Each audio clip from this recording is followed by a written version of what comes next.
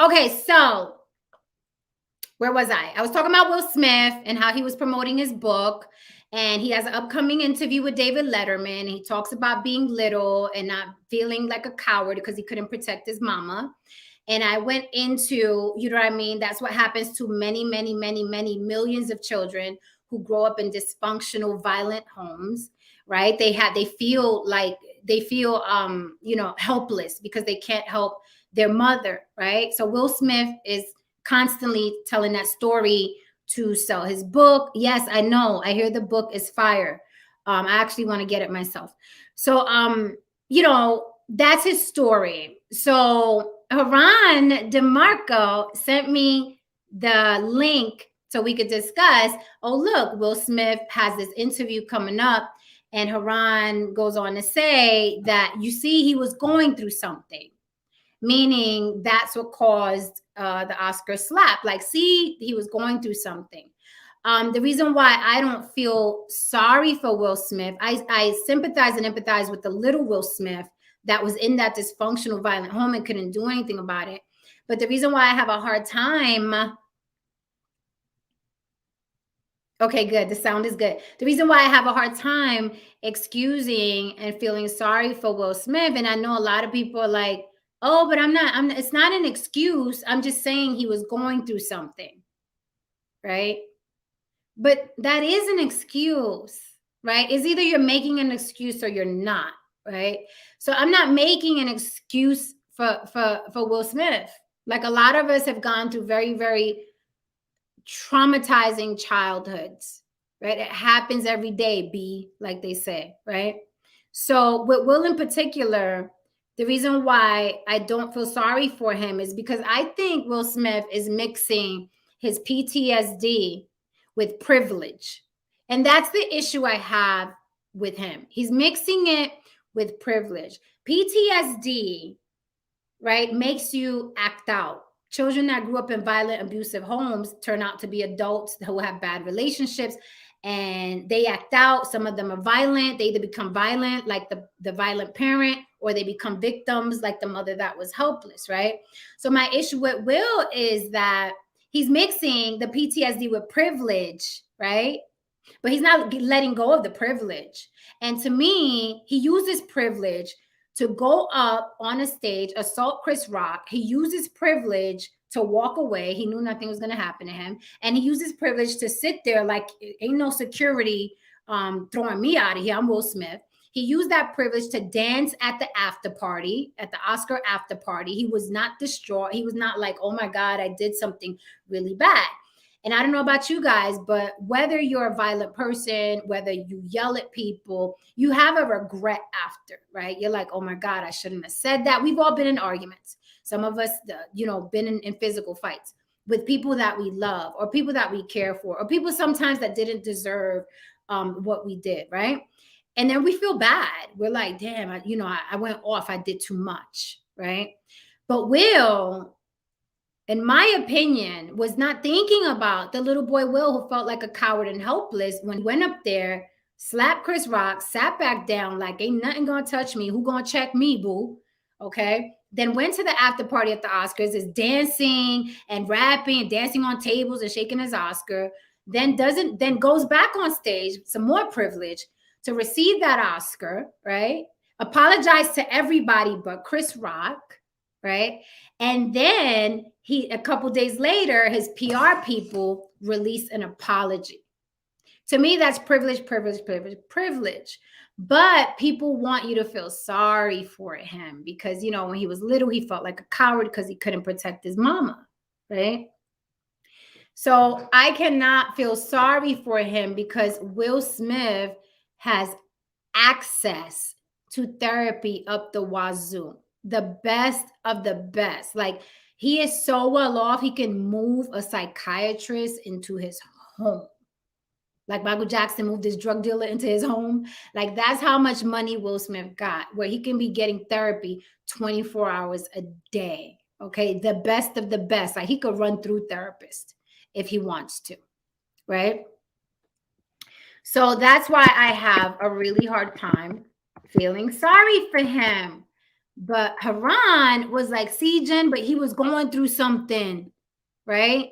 Because in the David Letterman interview, yet again, he talks about, oh, my mother got beat when I was little, and I felt like a coward. I felt helpless, and I got this PTSD, and I always wanted to be the funny guy in the room. Like, I'm not hearing anything that to me excuses his violence that night. And like I said, it was a decision. It wasn't a mistake.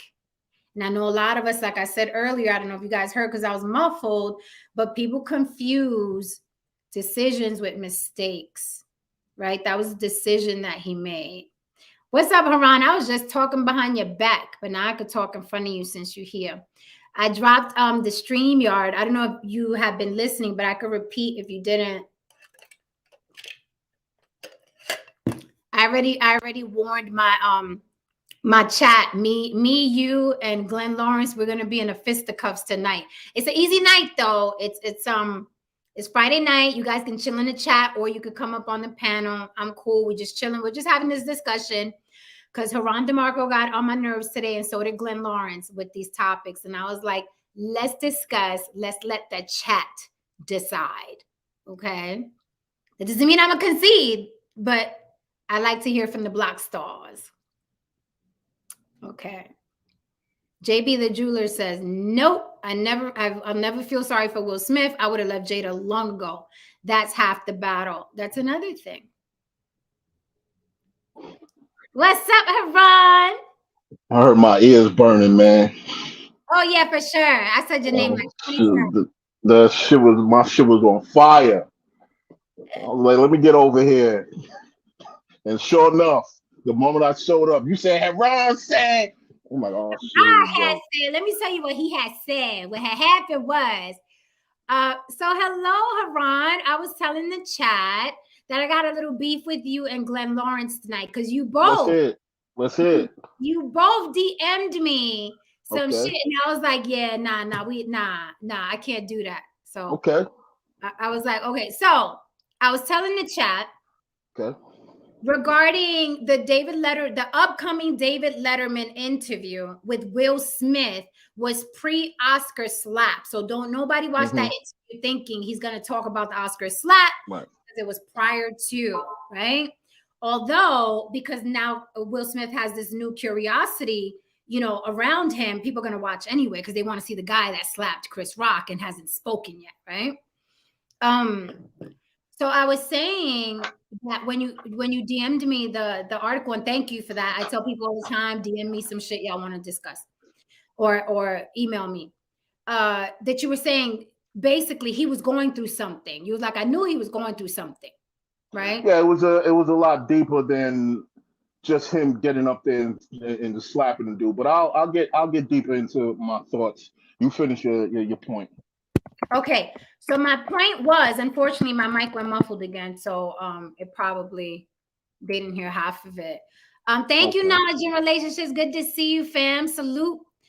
Um, so here's my point. My point is that yet again, I don't want to hear it. I don't want to hear that he has childhood PTSD because we all do. I don't want to hear that. Oh, I felt like a coward my whole life. His words, not mine. Will Smith's words. I felt like a coward because I couldn't save my mother from my father beating her ass, right? And I can't. I'm not trying to hear. Oh, well, the problem with me is there's two Will Smiths. It's the Will Smith I want to be and the Will Smith I'm trying to get to people, right?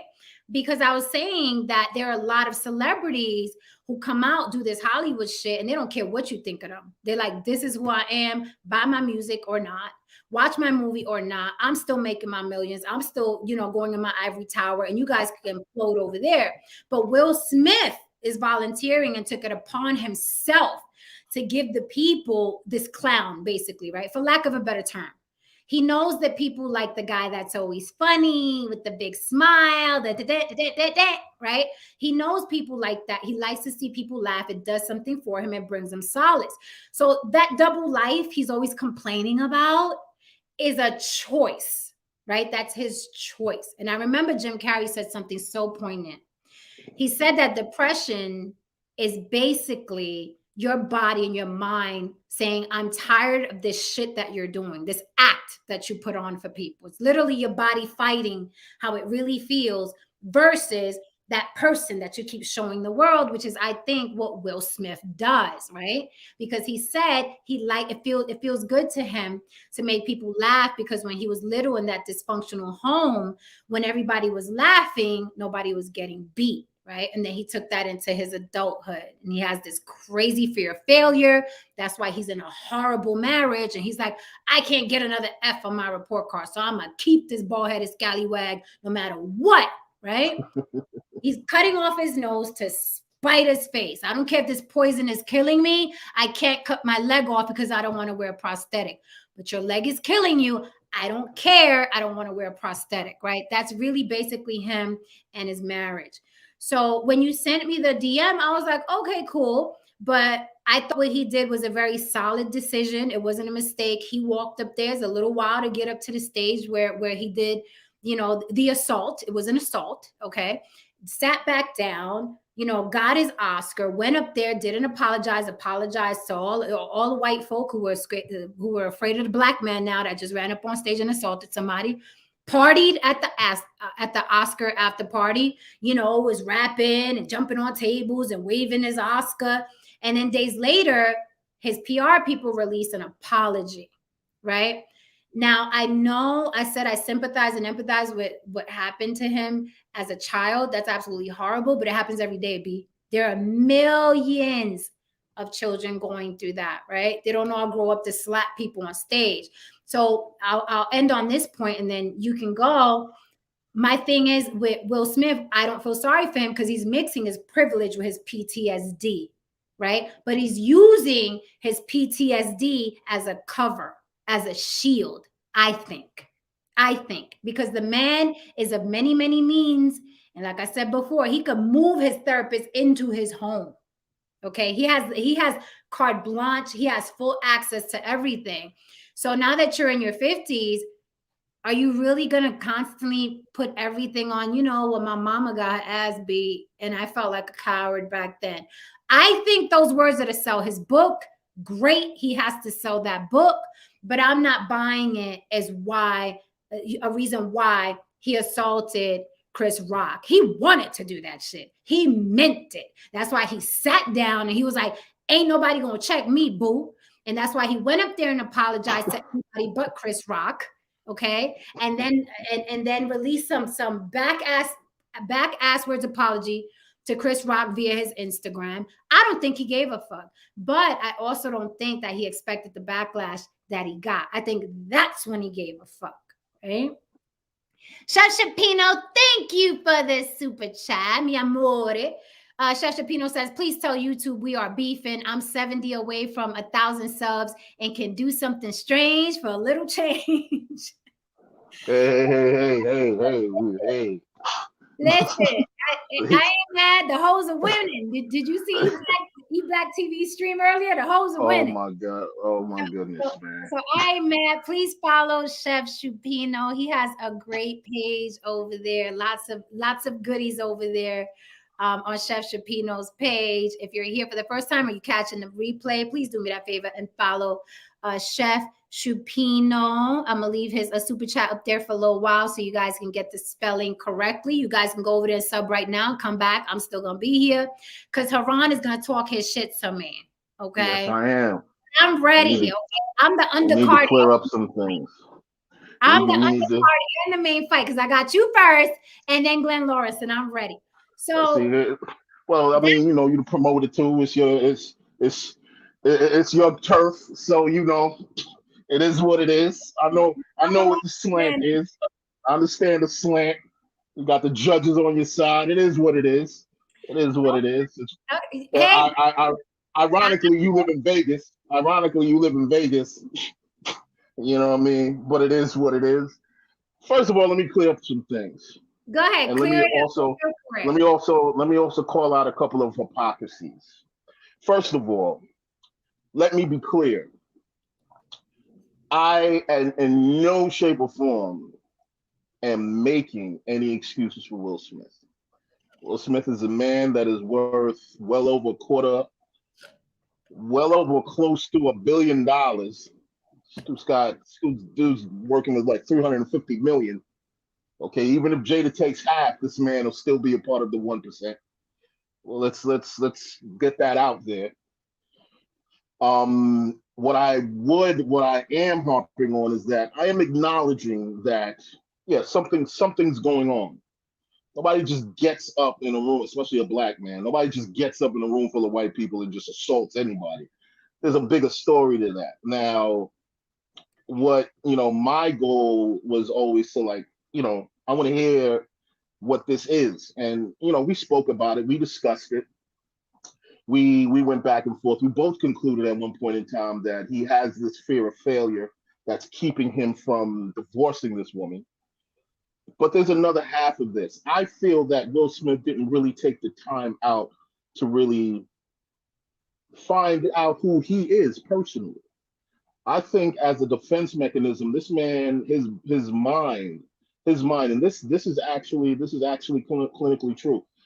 When one faces either depression or PTSD or some intense form of trauma, sometimes your brain creates this shield and sometimes this character in order to protect, in order to basically protect itself. I think, in that manner, Will Smith latched on to comedy, and Will Smith also latched on to the idea of creating, quote unquote, Will Smith, this larger than life goofball that became this action hero that most likely had all of the qualities that he probably wish he had, to save the people that he wanted to save in his life. And I think as he went further and further down that rabbit hole, he he forgot who he was. And as he got older, and as men get older, sometimes you just ain't got the steam to deal with a lot of bullshit. When he was younger, he probably just dealt with Jada and was like, yeah, yeah, yeah. But as the man got older, he probably was just getting tired and tired and tired and tired. And there was clips of this. Remember that? I think that clip that you showed me of him actually having that brief discussion with the woman and saying basically, "Hey, man, don't use our relationship for clout." And you can see the frustration in that man's eyes. And I was like, yeah, but this is a bubbling situation. Something, honestly, as crazy as this might sound, I'd rather he had did that to the Chris Rock. The next thing you know, he went to OJ Rock. You know what I mean? Because OJ was frustrated with that woman, and it didn't end well. It didn't end well for them. It ended up pretty good for OJ, but it didn't end well for them. But you get my point.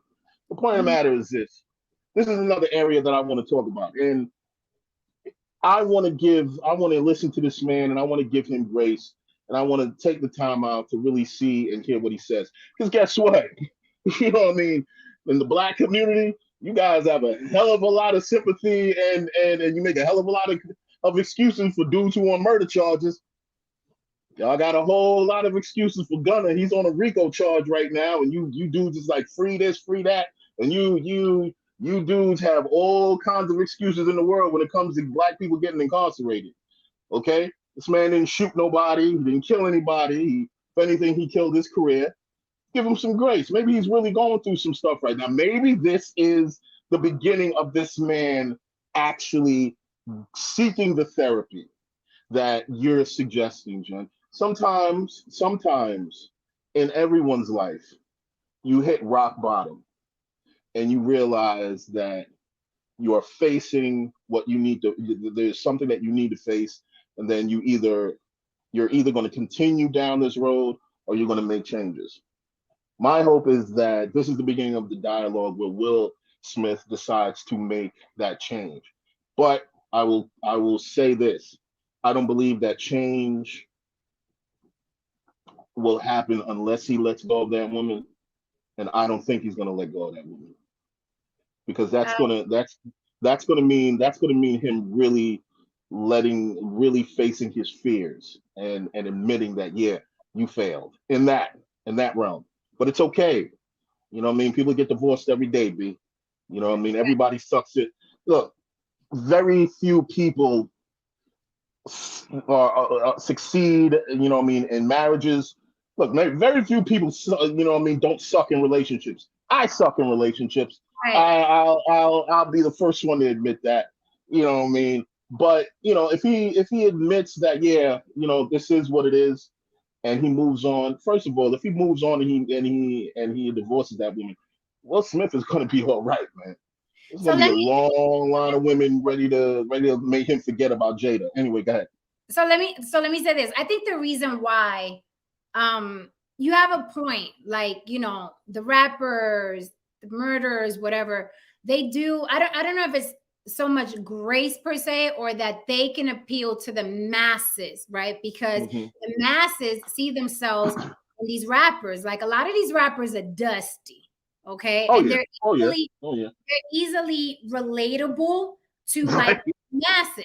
Now, that's the truth. A spades are spades, right? But Will Smith, he might as well be a white man over there, right? To the masses, right? And I Right. think Right. when people, quite naturally, I think when people have hella, piles and piles of means, and they're Right. well off, it's They're no automatic, longer black. huh? They're no longer black. Not that they're no longer black, but it's easy for us to look at them with the side eye, like, motherfucker, you got more than enough to get help. You got Like more than Jay Z. enough to get divorced and be Right. okay. Right. You Oh, got more I can than understand. enough, you know what I'm saying, not to do what you did. And we become very cynical.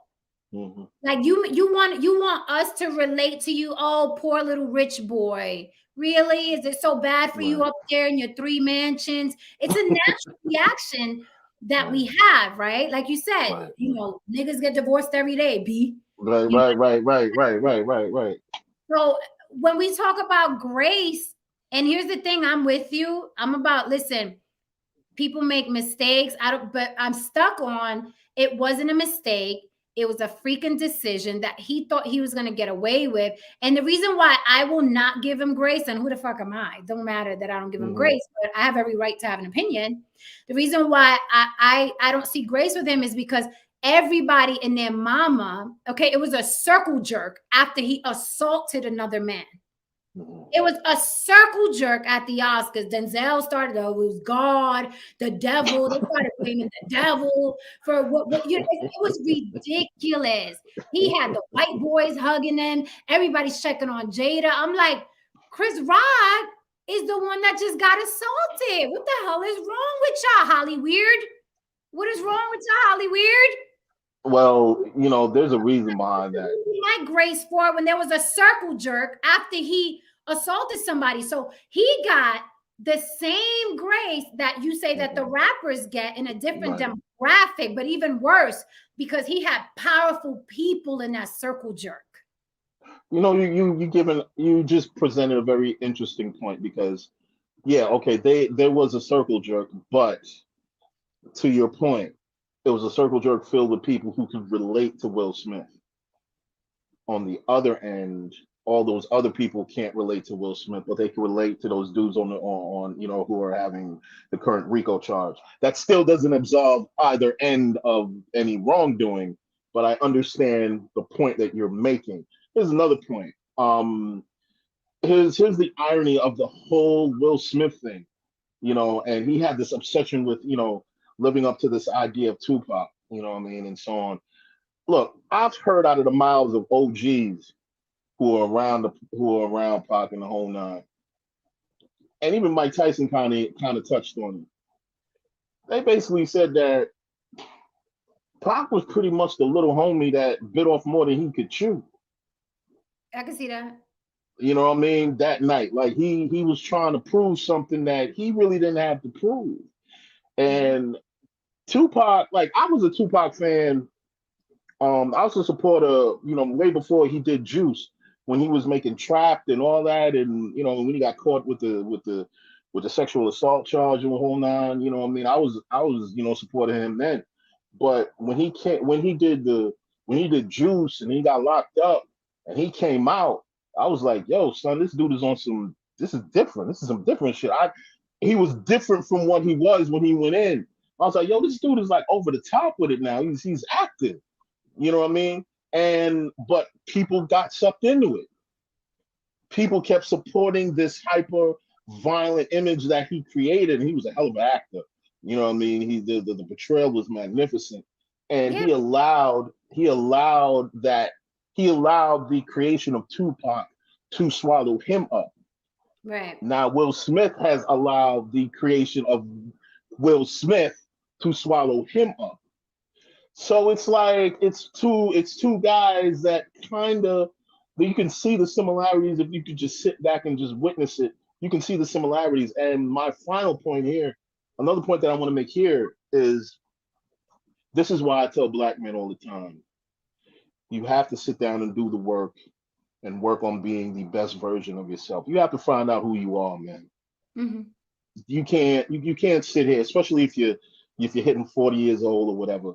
You can't sit here and worry about any kind of outside perceptions or any kind of ideals that you have to live up to in order to be perceived as a man or as a black man. You don't owe nobody shit, man. You know what I mean? Let's do a super chat break. Thank you, Chef Shapino, for this super chat. I appreciate you. Chef Shapino says, does Will Smith equal the Black Amber Heard? I'm in my heavy trolling bag right now. He's more Amber Heard than he is a victim. I tell you that. Okay. What's up, Bolo TV? How are you? Bolo TV says, salute panel and chat. If you guys want to cam up, we are talking about the upcoming David Letterman Will Smith interview, which will not be a discussion of the Oscar slap. It was an interview that was recorded prior to the Oscar slap, but Will Smith's name is buzzing again because the interview is coming up very, very soon. And I'm sure all eyes are going to be glued to the TV anyway, even though he's not going to discuss the Oscar slap. My stance is I don't feel sorry for Will. I know a lot of people are like, oh, look, he was going through something. He felt like a coward, he says, when he was a child because his daddy was beating his mama's ass. He didn't do anything about it. I sympathize with the child, Will Smith.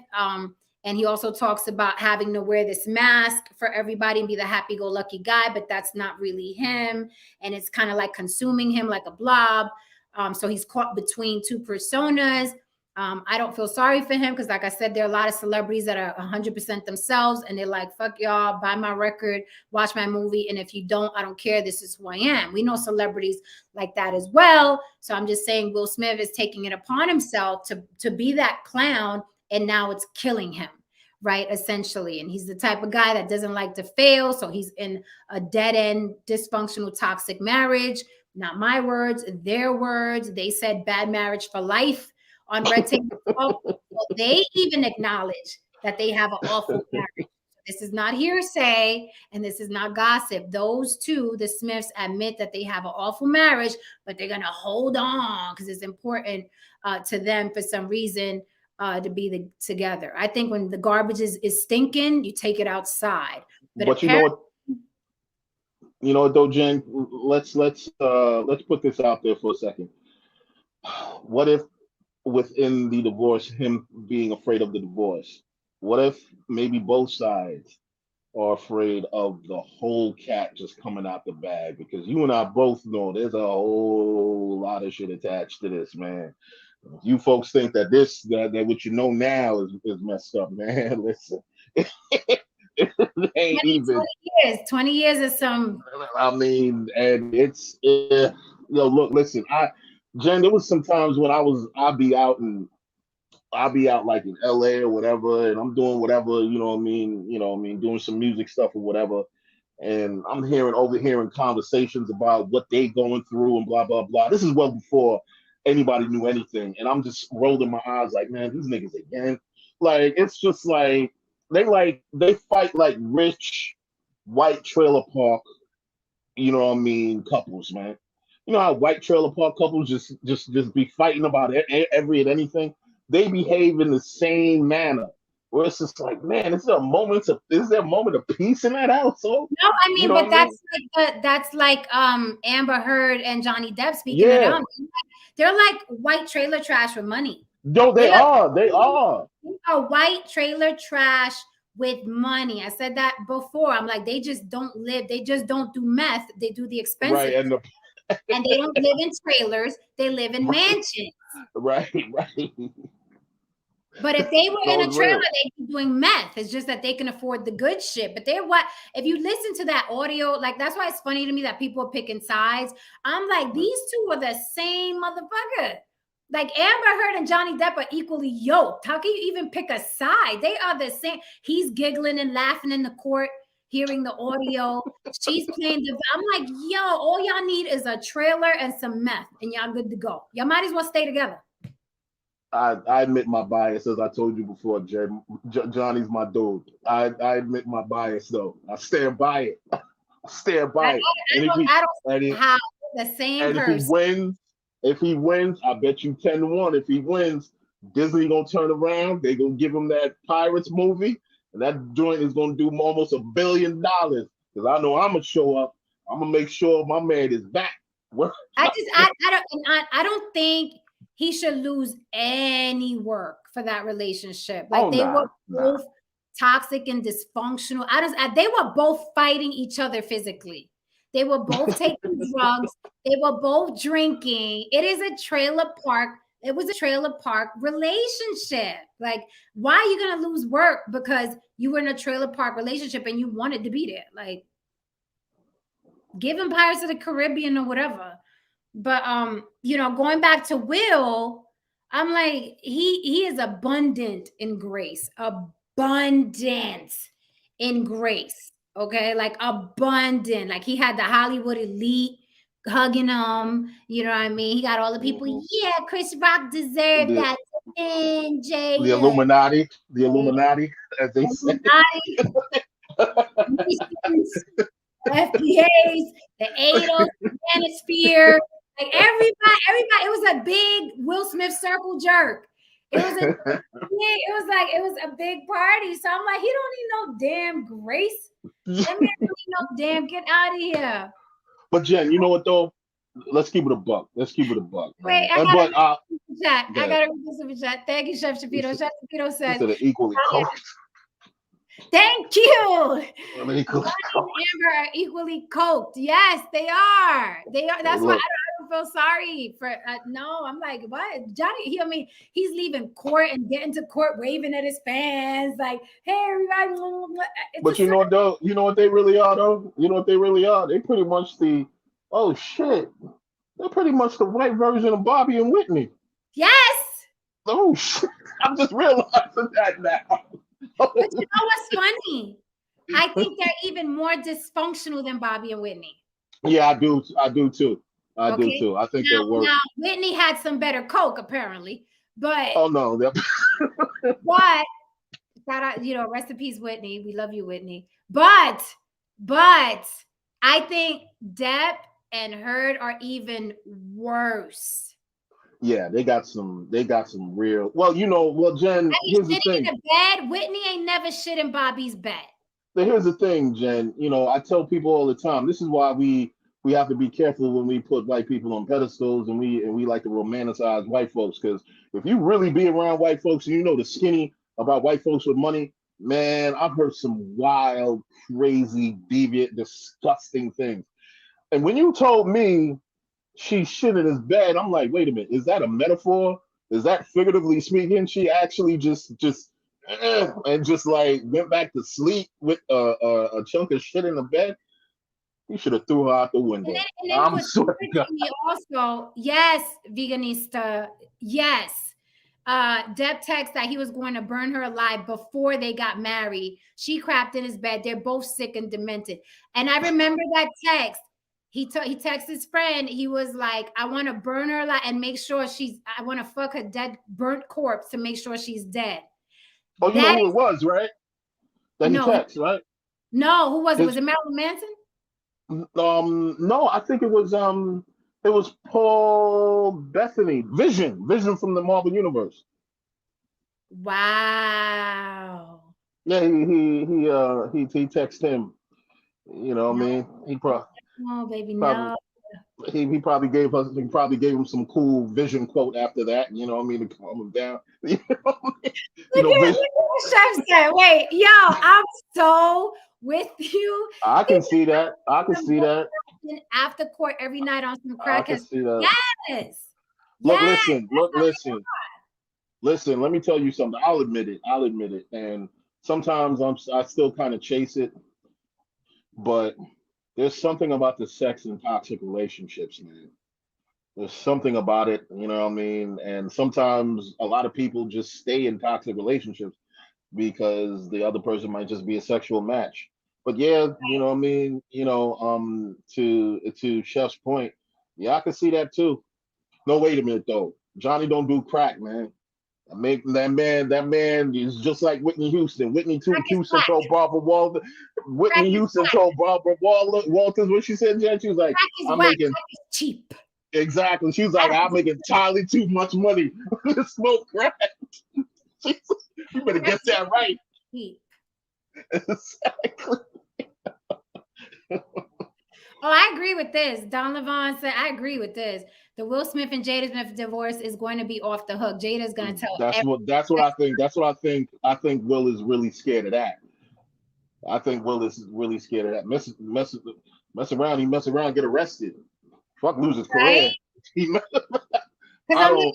I don't see why. It's like you. I think it's the devil that you know on steroids. The devil But that you you know know. what though? He's Let me like, ask you I'm not something. letting this go because it's too much here. Can I ask you something, Jen? Uh, Did you? And I'm not going to get into particulars because I'm just not going to put that on a recording. But did you hear the other reason why? I guess they were having issues, and it deals with someone else, a mutual friend, getting divorced, losing their marriage, and it being connected to them. Does any of wow, that ring a I didn't bell? hear about that. I'll tell you about that in the DMs. Oh, this shit is deeper. This shit is deeper than what a lot of people can imagine. We'll talk about it later. Okay, so going back to what you said about the whole, he was going through something. So Mm. you think with this thing he was going, because I just think he's promoting his book, to be honest. No, I think it's deeper than that. I think the book was cathartic for him. You know what I mean? And do I think that some press was involved? Yeah, I do think some press was involved. But I do believe that I think that yeah, man, that dude was just at some point, going through some stuff and he was just sick and tired.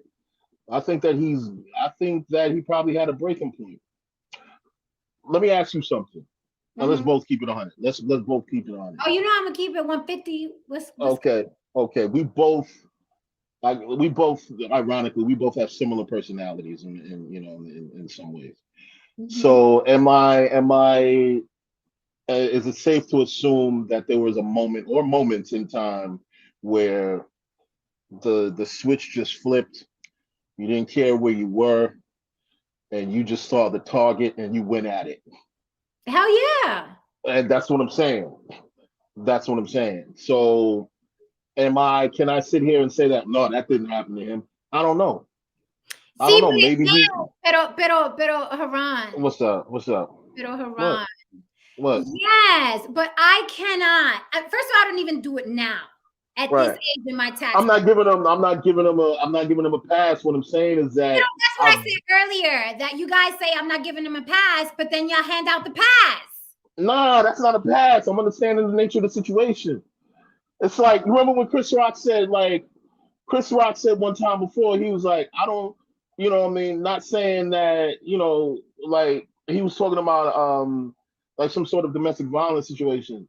And he was like, I'm not saying that he was right, but I understand. You know what I'm saying? I mean, you know what I mean? I'm not saying Will was correct in what he did, but I understand. Because if I didn't, I kind of feel like a hypocrite. Because there was some times when I literally, there was some times that I literally went to somebody projects, man. Knowing I shouldn't have did that, and I went alone. You know what I mean? And saying to myself like that I was in the right situation to do, and I was a grown person at the time. You know what I mean? I But said, I didn't okay, care. I prefixed this talk with that. I said, we've all done things to people or said things to people. Right. We knew it was too much. And afterwards, we Right. felt bad. We're like, Yeah. I shouldn't have Yeah. said that. I shouldn't have did that. But with Yes. Will, I don't see it that way. I see Will like, I did what I did. Ain't nobody going to check me, boo. I said Oh, what okay. I said. I slapped him. I sat back down. Okay. No one's going to Okay. check me. All my rich friends are going to do a circle jerk with me because we're all in the same tax bracket. Then I'm going to go dance at the Oscar party. That's why it's hard for me to feel I bad. got you. If he was I going, like, got you. let me help you. Let me It's help the you. aftermath. It's If the he was aftermath. humble about it, I'd be like, damn, he was going through something. I get it. But not at that Okay, I age understand. and not at that tax bracket. When Michael Jackson moved in as drug dealer. You can move in your therapist if you're so torn about you couldn't protect your mother when you were 5 years old. 50-something-year-old Will Smith. Okay, And I see what you're saying. You talking about the aftermath after he hit him.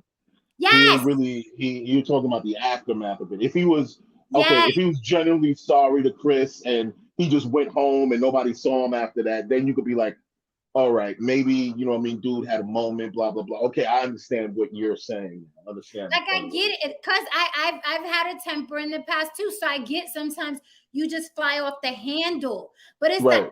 the aftermath bothers me Right. more than the assault. Okay. All right. Okay. Okay. That's a fair point. You know what That I'm is a saying? fair No point. remorse. No, And he was dancing. in court, the jury looks for remorse during No, they do. testimony. No, they do. They do. Trust me, they do.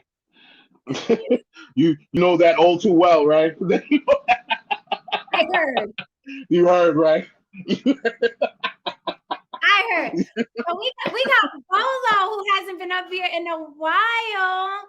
No, Glenn, we haven't talked about abortions yet, but we will. Okay, you Oh next. my God. Oh You my next on God. the block. Okay, I'm ready for y'all tonight. Bolo, What how are you? We pissed her off, Glenn. We pissed her off, man. Yeah, We apparently. what else is new? Yeah, pretty much, right? Pretty Like much, right? like okay, It's pretty much tell me Monday. something. Tell me something That's a I Monday. don't know. Like That's a Monday or a okay, Tuesday. when there hasn't been there a thing that we've said that pissed somebody off. Like, come on now. Half the people in the chat hate me as it is. I mean, and I don't care. I love you, chat. Glenn is a quick study. Glenn is a quick study. Mr. Bolo TV, you haven't been up here in a while. Welcome, sir. What you got to say? I'm good. Thank you for having me. How's everyone else doing? hey Bolo, how you doing, brother? I'm Doing good. wonderful. I'm Thank good. you. I'm good. I just wanted to address this one thing. With what Haran said pertaining to the understanding. You understand.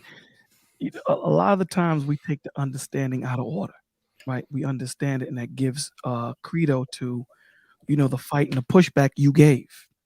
Jen, that you gave. The understanding is supposed to be used the understanding is supposed to be used as a vehicle to help them. That's where the empathy and sympathy comes in. Right. In other words, I have a friend of mine that just went into a wheelchair.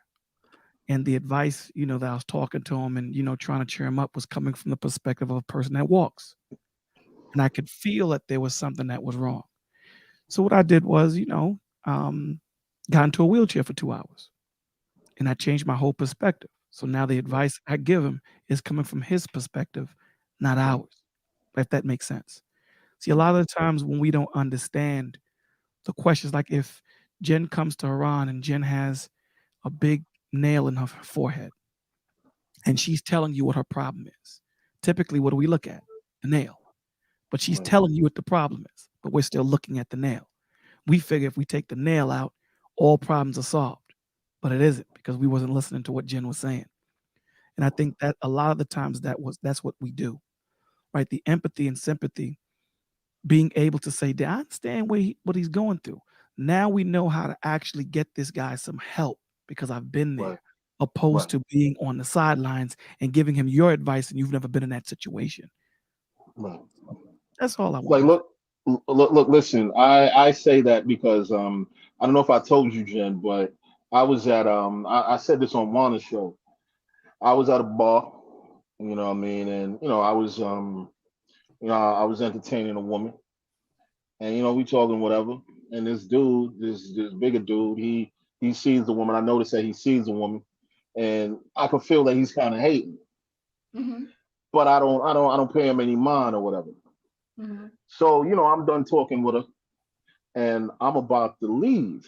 I'm about to walk out the door, and the dude steps in front of me, and I'm like, "Excuse me, what are you doing?" And he's we both had a couple. He's had some words. This dude was like, I think this dude was like bigger than Glenn. We were both, pretty muscular guys. So it's pretty much an even matchup. And Mm-hmm. couple of words of exchange. And I told him flat out, like, look, man, I'm not really trying to have any problems right now. I don't know what you're on. Just leave it where it is. And he just kept going and going and going. So I dropped him, and the cops get called. Mm-hmm. So I'm sitting there. I'm like, oh shit, I can't leave because if I try to bounce, I'm like, oh, this is it's just gonna look crazy. So I had to wait there for the police to come, and so on and so forth. And in my mind, as I'm saying there, and I'm waiting for the police to come, I'm saying to myself like, yo, if this does not turn out the way that I needed to turn out, is my bag gonna get affected? I have a very nice bag, man. A very nice bag for the work that I put in life. You know what I mean? So I'm saying, like, is this going to affect everything that I work hard for? I'm a black dude. These things don't just, come around, all the time for a guy like me. But it worked out for me. It worked out, The cops didn't bring anybody in. And plus, people vouched that, he was more so being the aggressor. And I still had a lovely week with the young lady afterwards. So the hero won the case and got the girl. But anyway, the point of the matter is, that I know any man that's been in there, we all know just how quickly things can happen, or how when a switch, goes off. Sometimes things just go in a direction where you really don't want it to go in, but you're just like the word, like the two dudes on your shoulder. Sometimes they just turn into dude devils, and they're like, man, fuck this nigga. You know what I mean? And it just goes left. So when I saw Will do that, I just like, Let I me let don't. me let me let me respond to Bolo, and then we could switch gears. And Bolo, I'd love for you to, if you have time, to stay for the next one, the next question.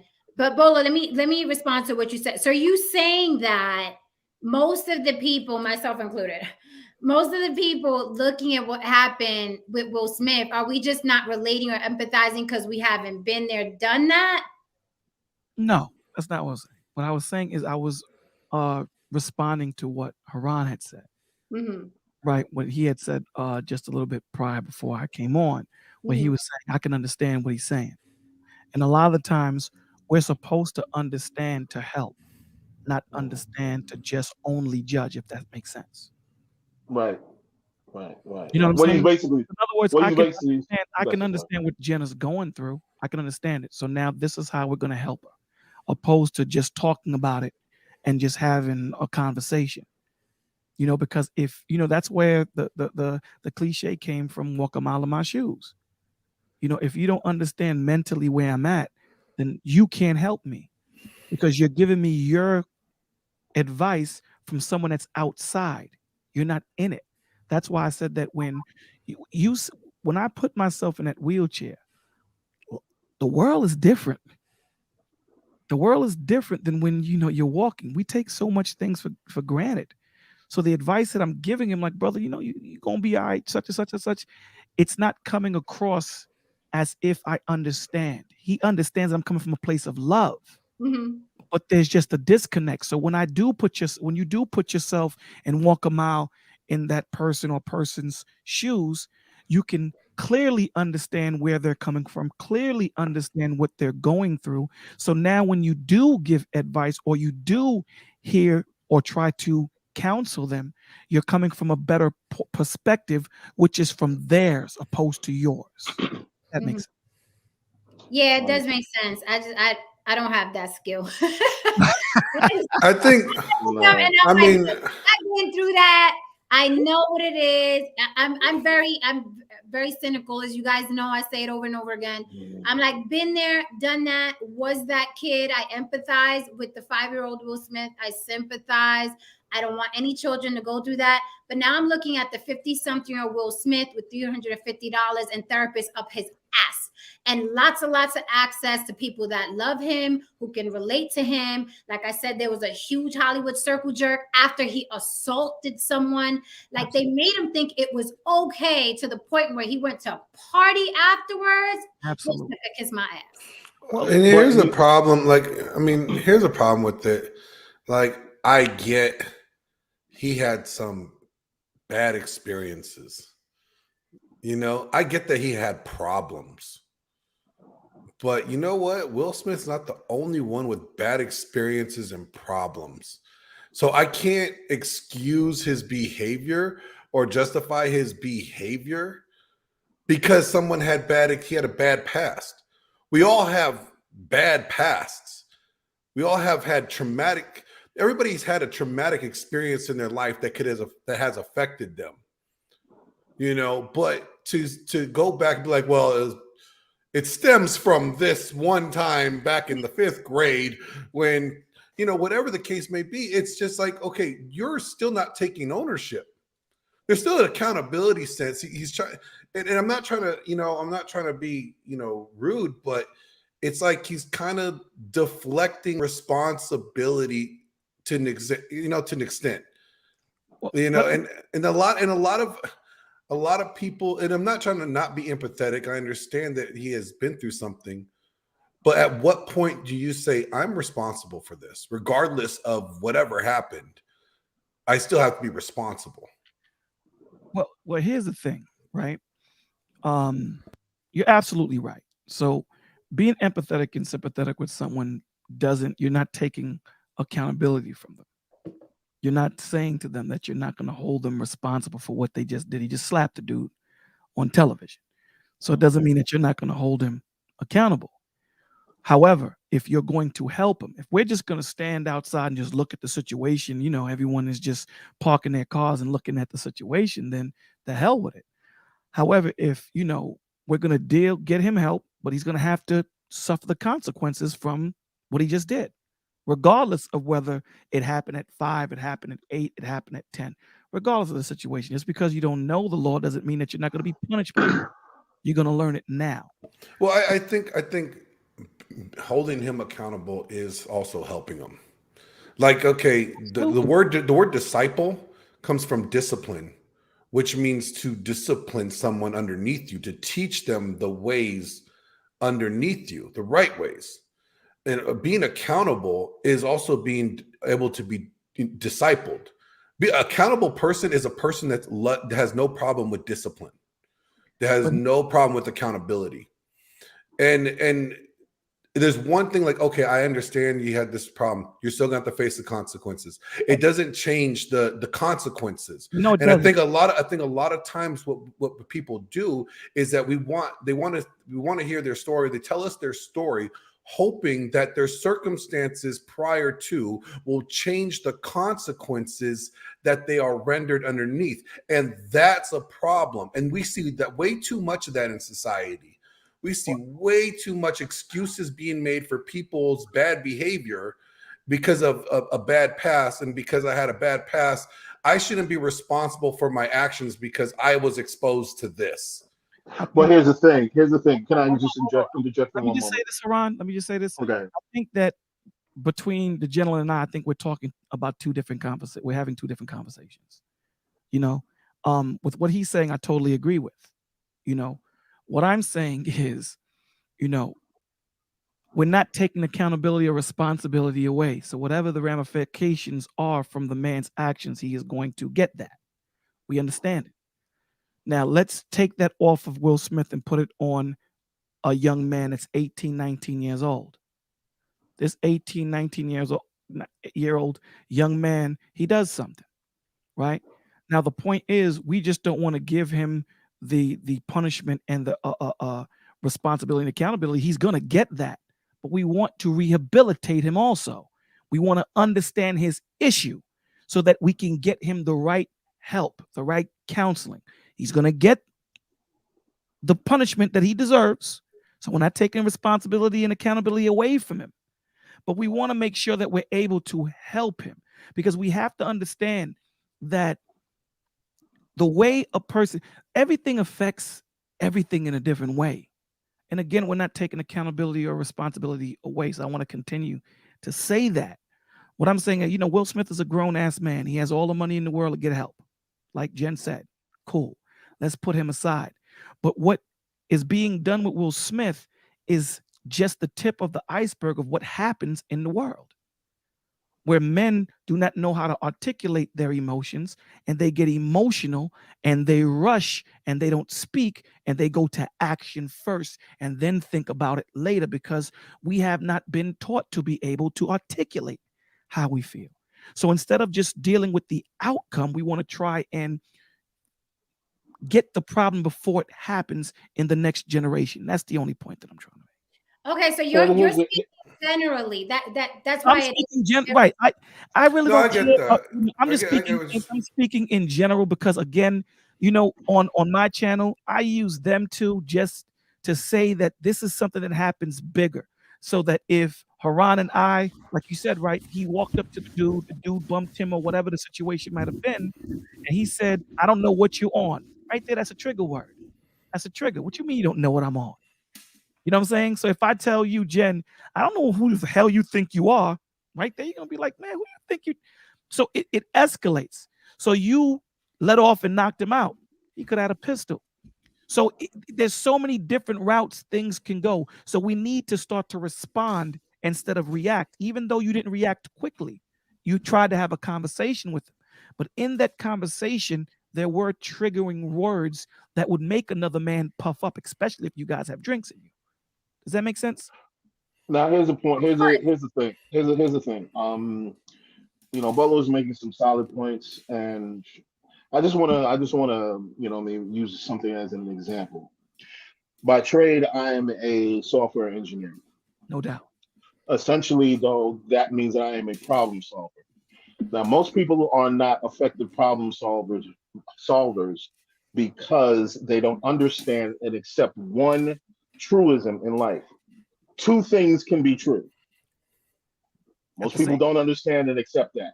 They think that only one thing can be true, and that is the absolute. Not at all. And that is one of the reasons why people, might, go down a certain avenue, that they shouldn't be going down, because they don't understand two things can be true, but if one thing happens more than the other, that is the problem. Now understand how I'm relating to this. What Bolo just said, after this dude is basically he's stumbled back and he's halfway knocked out. You know what I said to myself? What if this guy fell wrong in that moment? What if this guy fell? What if he had a pistol? What if?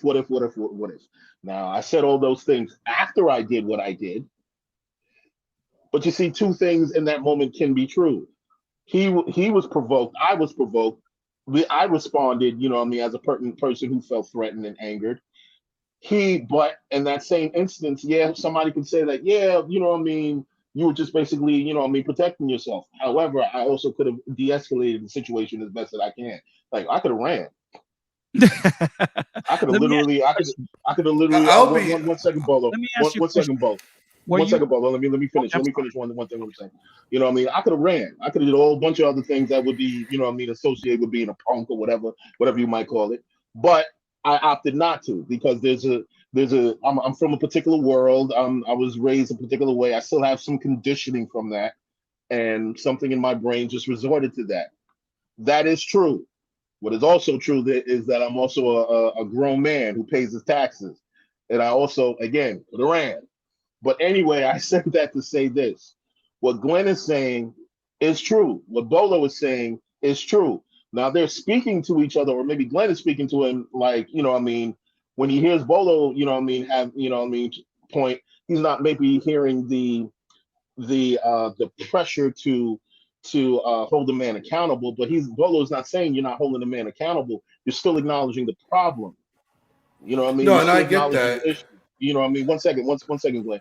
You're still acknowledging the issue, but by acknowledging the issue, you're saying, okay, we have something to work with. We have something to zero in on. Now what? Now what should always be the accountability? Now the point I'm telling you, Jen, is I understand exactly where you are, Jen. But what I'm saying is that maybe, hopefully, this extreme account leads him to being where he needs to be. Because for years he's allowed this bullshit to go on, Well, and he now he hasn't. has no choice. He has no. That is well. Sometimes you have no I will choice. say he started. I will say he started with not thinking there would be repercussions because he's used to being Will Smith, the I understand that. millionaire, the go-to guy. I will say that. Now it's like, oh, shit just got real. Right. Well, can I make a point here? There is a group of people that tend to line up with the thought process that there is no accountability for their actions. All right. And I'm going to say it, it is a majority of the woke people believe they could say and do things without accountability. And I think, and Will is known to be a very woke individual. Okay. And I think this goes to the mindset. It goes to the mindset of the fact that, hey, yes, we will need him help him. I have no problem helping Will Smith. Like I've literally been on set with him before. You know, I've met this guy. I don't have a problem with him. The issue is the fact that a lot of what I agree with what Bo's saying, but too often what we do as humans is that we allow the empathy and the sympathy to overstep the correction. Okay, like here's a wonderful example. All right, and it's a totally different context, totally different case. There was this girl that cried a fake rape on a pro or on a college basketball star, okay, or baseball star, football star. She said that these guys, two of them, raped her in the locker room. She had these two guys kicked out of school. Not only that, they had criminal charges pending against them. Now, do you know that these guys were facing 5 to 8 years in prison? Okay. She admits that she lied. She lied because the guy that she really liked found out, and she didn't want him to think of her as a hoe. That she actually was involved in a train in the football team's locker room. When she cried about all her, you know, what people were going to say about her and everything like that, what happened was she only got 6 months. The severity of the crime changed due to the fact that she cried this whole monologue story about being shamed and how people were thinking about her and what people would label her as. And that sympathy and, you know, empathy changed what she should have faced as punishment. So what, she got 6 months of probation. These guys' career was ruined. None of these kids are not playing ball anymore. But that's where I'm saying the sympathy and empathy aspect is great, but it cannot dictate or eliminate what consequences people should face. We should definitely help them once the consequences are in effect. Then after they are serving their consequences, then we could help them out. But we can't do it before. I agree with you totally. Totally, I agree. Let me say this really quickly. Okay. I like your point, Glenn. We didn't need that story for you to make that point. And you know how I feel about that. Those stories of accusations and false accusations in comparison to the little assholes with the daddies with the lawyers that get away with sexual assault is staggering in comparison.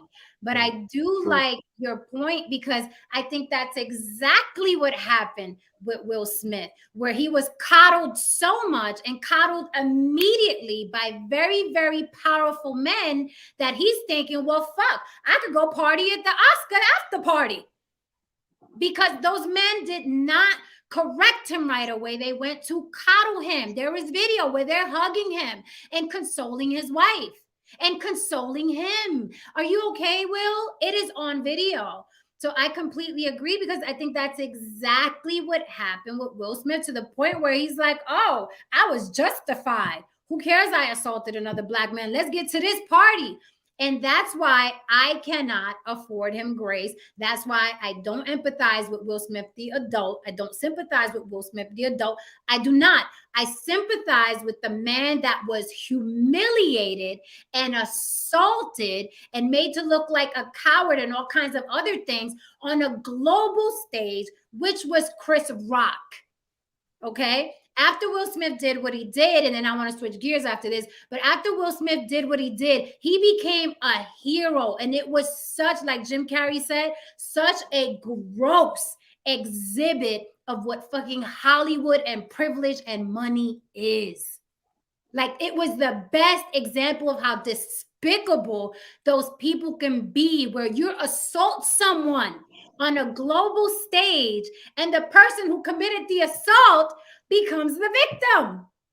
I thought it was disgusting. So I love that point. Fine, let's empathize, let's correct, let's try to help, but we cannot put that before the repercussions. But I think Will Smith, now he sees shit got real. But you do have to put in there too, Jen, that Chris Rock didn't want him arrested.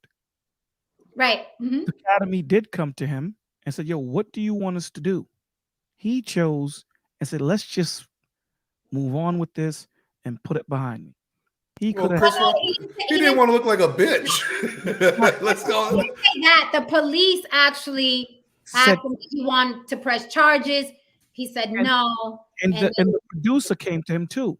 When they interviewed, I forget his name, the black guy, because all of the background people. Well, they said he was lying. You talking about what's his name? They said he was lying? Yeah, they said he was lying. Okay, because I seen an interview and he was saying, like, we asked him and all that stuff, and Chris Rock was just like, you know what, let's just get on. Let's just. You talking about Will Packer, and they were saying that was a lie, that Chris Rock never made that statement. The only statement Chris Rock made was, I don't want to press charges to the cops, but he never spoke to Will Packer, and there was never a conversation. Like, Chris Rock never released a statement, but Will Packer was one of the producers, so I think he was just like doing some damage control. He came in with a little room. Yeah, I know. He was just trying to clean it up before it got messy.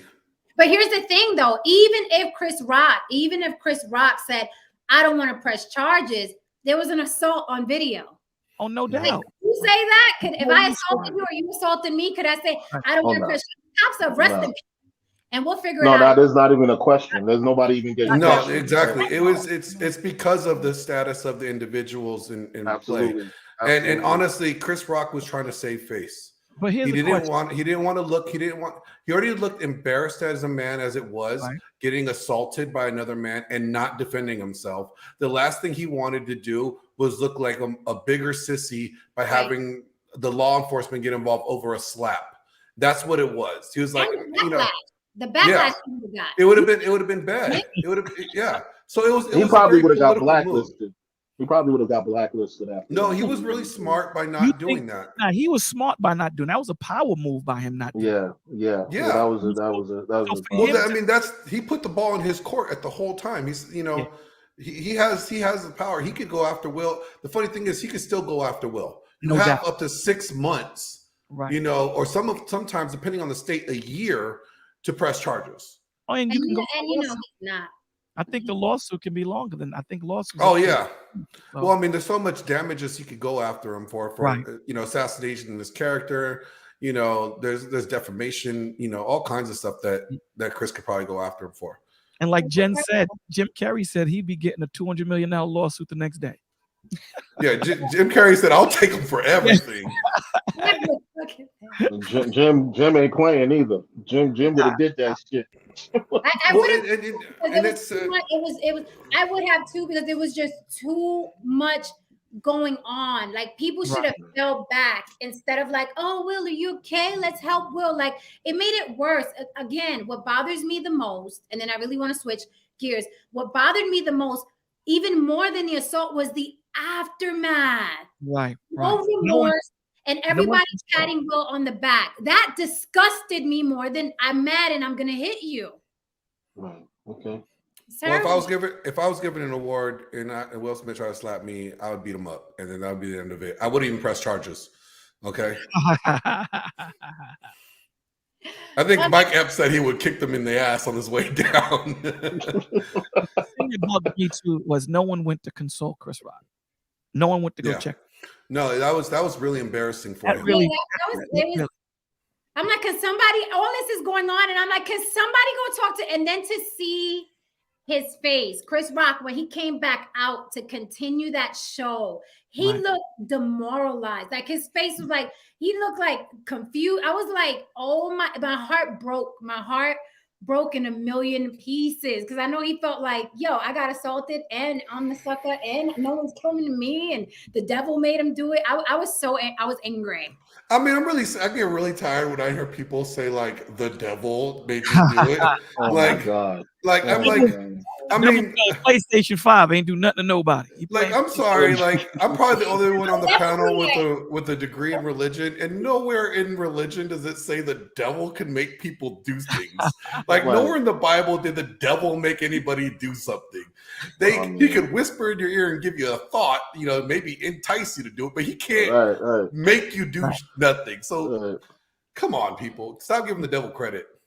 Yeah, so I want to switch gears. Glenn, you in the hot seat now with that bullshit video you sent me. What bullshit video? That abortion. I didn't even see the video. I was meaning to see it, man. I was meaning to see the video. I saw 10 minutes of it and the earrings came off. I said, oh, Glenn want to fight. Like I thought he just wanted to debate, but he want to fight. We talking about Glenn. What you said on the video, man? Oh, I have no problem. You want me to repeat what I said? Please. Or do you want to play the video? The video is too long. It's like 16 minutes, right? I saw like 10 minutes of it. All right. So here's the gist of the video. Okay. Abortion is a big hot topic right now. Mm-hmm. Okay.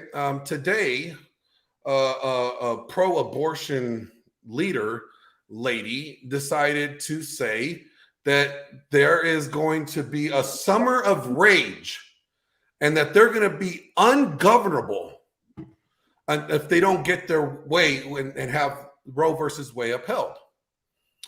So let's look at that. Let's look at what rage and ungovernable is. Well, when you're governable, that means you're a law-abiding citizen. When you're ungovernable, that means you're not a law-abiding citizen. That means you're going to break laws. And if you do that in the heat of rage, that is a chemist. Those are the two components for terrorism. Okay. So, and I'm not saying she's going to commit terrorism, but she's igniting the behavior of terrorism. She is saying that we're going to have a summer of rage and ungovernable behavior. Okay, and I said basically, okay, well, I hope you have a fall of accountability. Okay, and the problem is Roe versus Wade, and if you guys want to have this conversation, if they get rid of Roe versus Wade on the federal level, all it does is it sends it back to the states. It lets the people of the states vote on abortion for their state. It gives the people the power to make a choice on what their state laws are. What is wrong with empowering the people to vote? Nothing. That's what we want in this country. We want our votes to matter. And this is my stance on abortion. I think abortion should be exercised for two reasons. Okay. If a woman is raped, or if the mother cannot carry the baby without losing her life. There's been instances where mothers can't carry the baby to full term without their life being lost. I think those are the only two reasons why abortion should be allowed. The reason why I say it shouldn't be allowed other than that, because any other reason is a form of birth control, is a form of not taking responsibility for your actions. If you have unprotected sex, guess what? You are the consequences of that is you may have a child. It's avoiding accountability. Abortion now is a means to avoid accountability and responsibility. If it goes back to just for rape victims and mothers that can carry them, I'm fine with it. But see, they want abortion to have no problem. Anybody could get an abortion for any reason. And these ladies are saying, well, men should not have a say-so. My body, my choice. Well, unfortunately for you ladies, there's this woman that was in front of Congress the other day saying that men could get pregnant and have abortions too. So guess what? If men could get pregnant and have abortions, they apparently have a say in this abortion matter. I'm not the one that said it. This smart lady in front of Congress decided to say that. So I have a fix for this. Here's the fix for abortion. All right, here's the fix. Guys at the age of 18 and up, you guys need to go get vasectomies. Go nut in a cup first, put that on ice, and then get your vasectomy. And guess what? There's no unwanted pregnancies. There's no unwanted babies. Because at this point, you go back to the sperm bank, you get your sperm, and then you impregnate the woman that you want to have a baby with, or that she wants to have your baby. You guys agree to have a baby. There's no pregnancies, no unwanted children. Since women don't want to be accountable for the consequences of what unprotected sex causes. I'll rest my case there. So let me respond really quickly, and then you guys can take it. The issue I have with abortion laws is that they're not also in place for men. I would agree with abortion laws, right? Because you say, well, you got pregnant, now you don't want to be responsible, and you're using it as a form of birth control. But the majority of men don't want children. The majority of men are having sex just to nut. They don't want kids. That's why women are nervous to tell men, hey, I'm pregnant. The guy's like, what you want me to do about that? Why are you telling me? Right? So if there was laws in place, like you say, well, you can't use it as birth control, there should be a law against it. Then whenever a man says, I don't want that child, I want you to abort that child, then he should also face consequences, and we should also govern his body, because it takes two people to make a baby. And what I'm sick of regarding abortion is they're treating women's bodies like it's immaculate conception. That she got pregnant all by herself, right? She got pregnant all by herself. So we have to govern this woman who was, it was an immaculate conception. It's her fault. She was there. It's her baby. So if she kills that baby or whatever, however you want to say it, right? It's her fault. No, it takes two to tango. So I'm fine with abortion laws if it also applies to every single man that says, I don't want to have a baby, because the jails would be chock full of dudes that don't want children.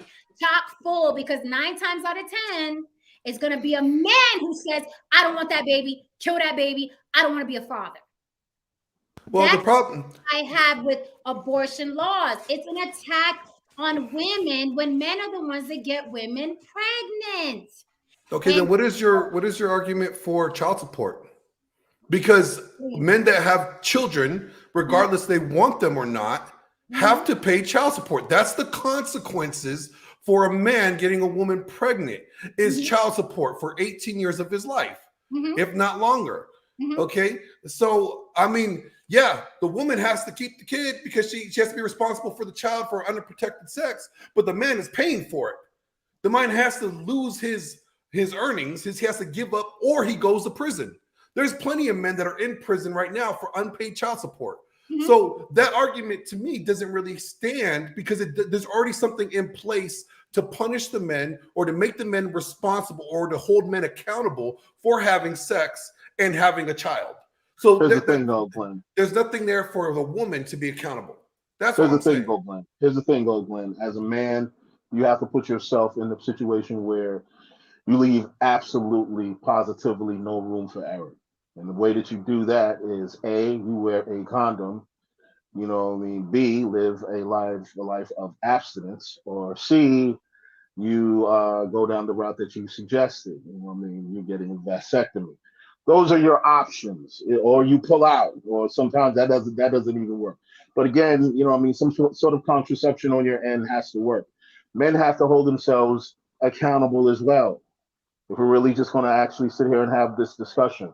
Another thing too, in terms of abortion, I'm for abortion if during the period in time the couple finds out that the child has a birth defect and they want to terminate the child. I believe that that's their business.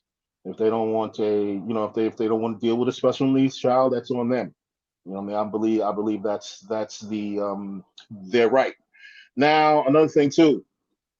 Okay, Roe versus Wade being turned over to Glenn's point, yes, it becomes a state issue, essentially a local issue. Now, if we look at the map where the political slants are, this is essentially a political move. Most likely in the red states, you're going to not be able to get an abortion. You're most likely going to be able to get an abortion in liberal states, such as New York, such as Cali. Well, Cali's kind of different. They're kind of red and blue now, No, right? they are very liberal. They're They're they're very. they're still liberal out there. Do you know in California, if you're a guy and you're not the father, Mm-hmm. but the woman says, you know, you're a better father. Let's say you were dating her. Yeah. Here's a great example.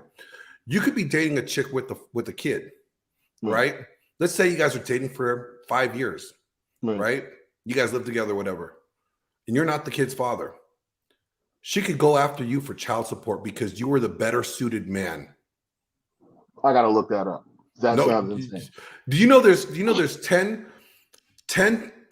to 30% of men are paying support for a child that they did not birth in America, either because they did not know that the child was not theirs biologically, Okay. or because of the fact that the court system deemed that they were married and that this guy was playing the role as dad, so he should continue to play the role as dad.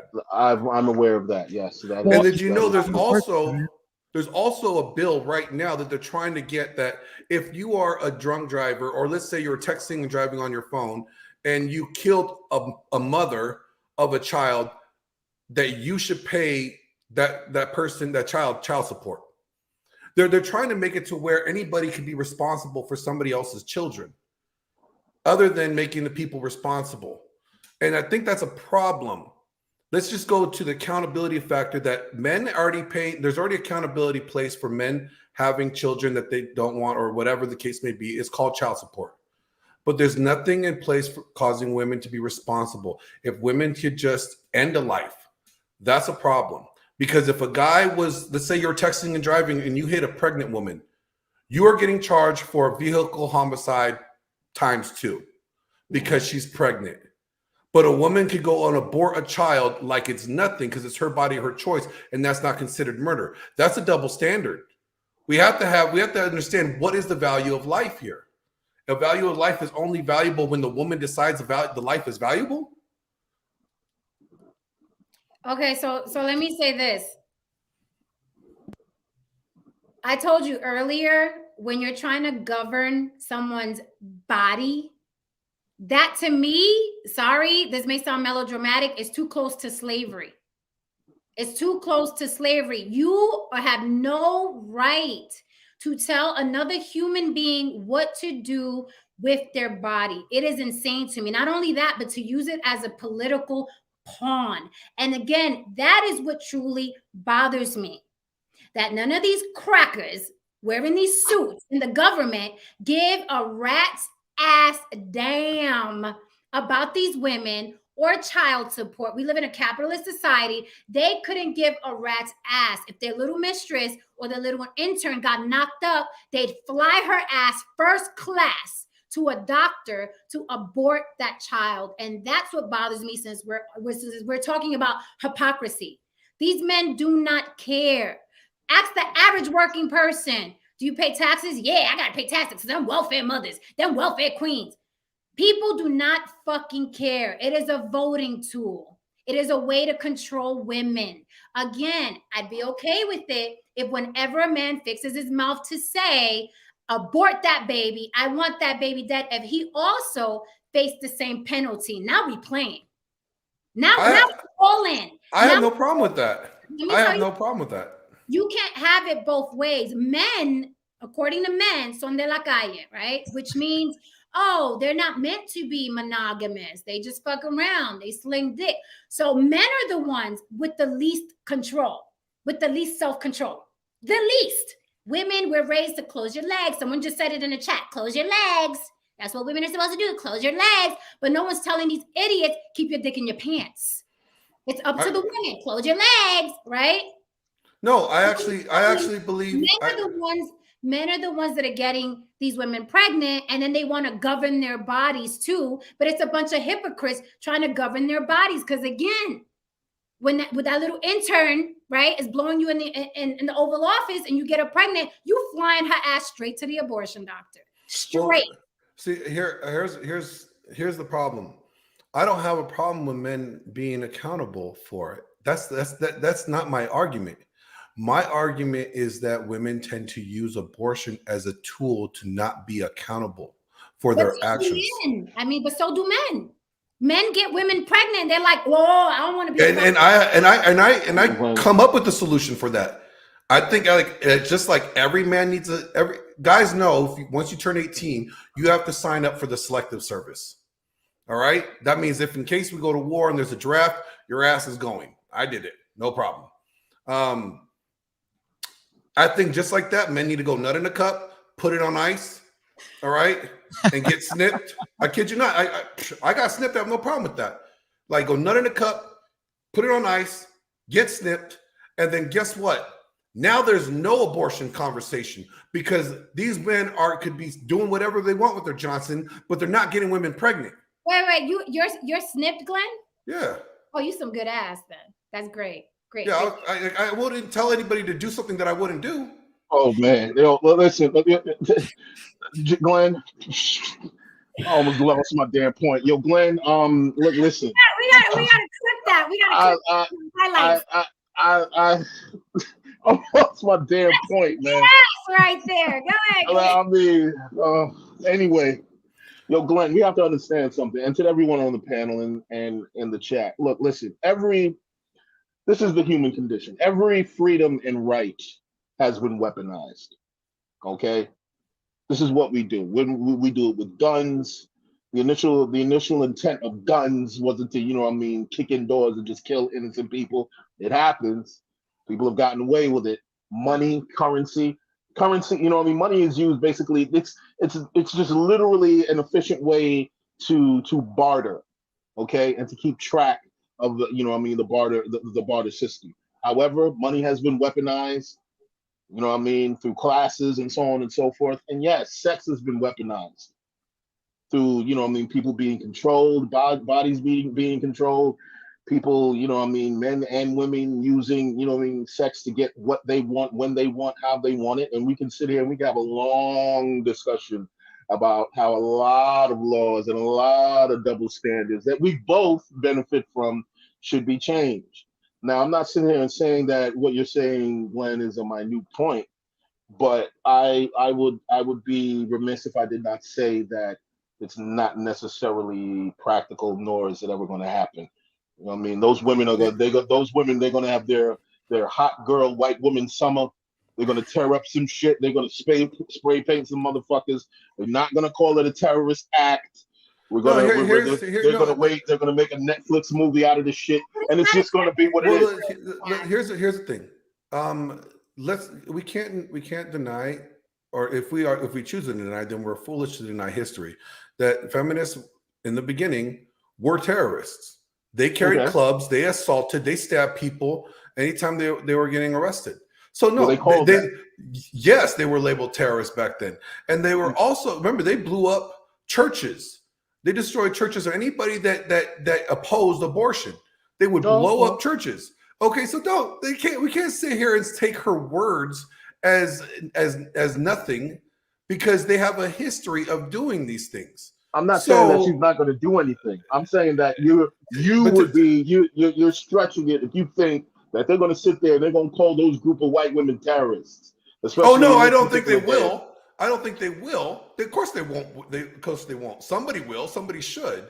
If they do behave in that way. I will definitely, no problem saying it. Like, read the shirt. I don't give a fuck about people's feelings here. Okay. But here's the thing. I'm proposing a realistic solution for men. Think about it this way. Do you know raising the average kid, one kid, right? It costs a parent about $250 or $250,000 for the span of 18 years. Okay, yeah. So for 20 grand, you put your nut on ice, right? Right. And guess what? And you get fixed for $6 grand. So $26,000. You have guaranteed no unwanted pregnancies. You have guaranteed, and you are saving money. My boy Glenn is spaded and neutered. My man. Here's the thing. That, I mean, Glenn, that's a beautiful, fantastic idea. But men have no self-control. Yeah, That's the problem. Yeah, But Men here's have the no thing. Yeah, Here's the self-control. thing. If we are willing, But put it in a law. Put that's it what I'm in a saying. law That's and what then I'm saying. That's what I'm saying. Do it just like the selective service. It's a law for everybody, every male before he turned at 18 years old, he has to register for selective service. I have no problem in making it a law because honestly, somebody has to be accountable here in this abortion conversation. And the reason why I'm saying women don't want to be accountable because they don't want to just use abortion for very specific means. They want to use it for every other mean. Oh, I woke up, I don't want to have the baby. Me and my boyfriend broke up. I don't want to have the baby now. That is still a life. That is still a, what about the child's life? But what I'm trying, I understand, I acknowledge that.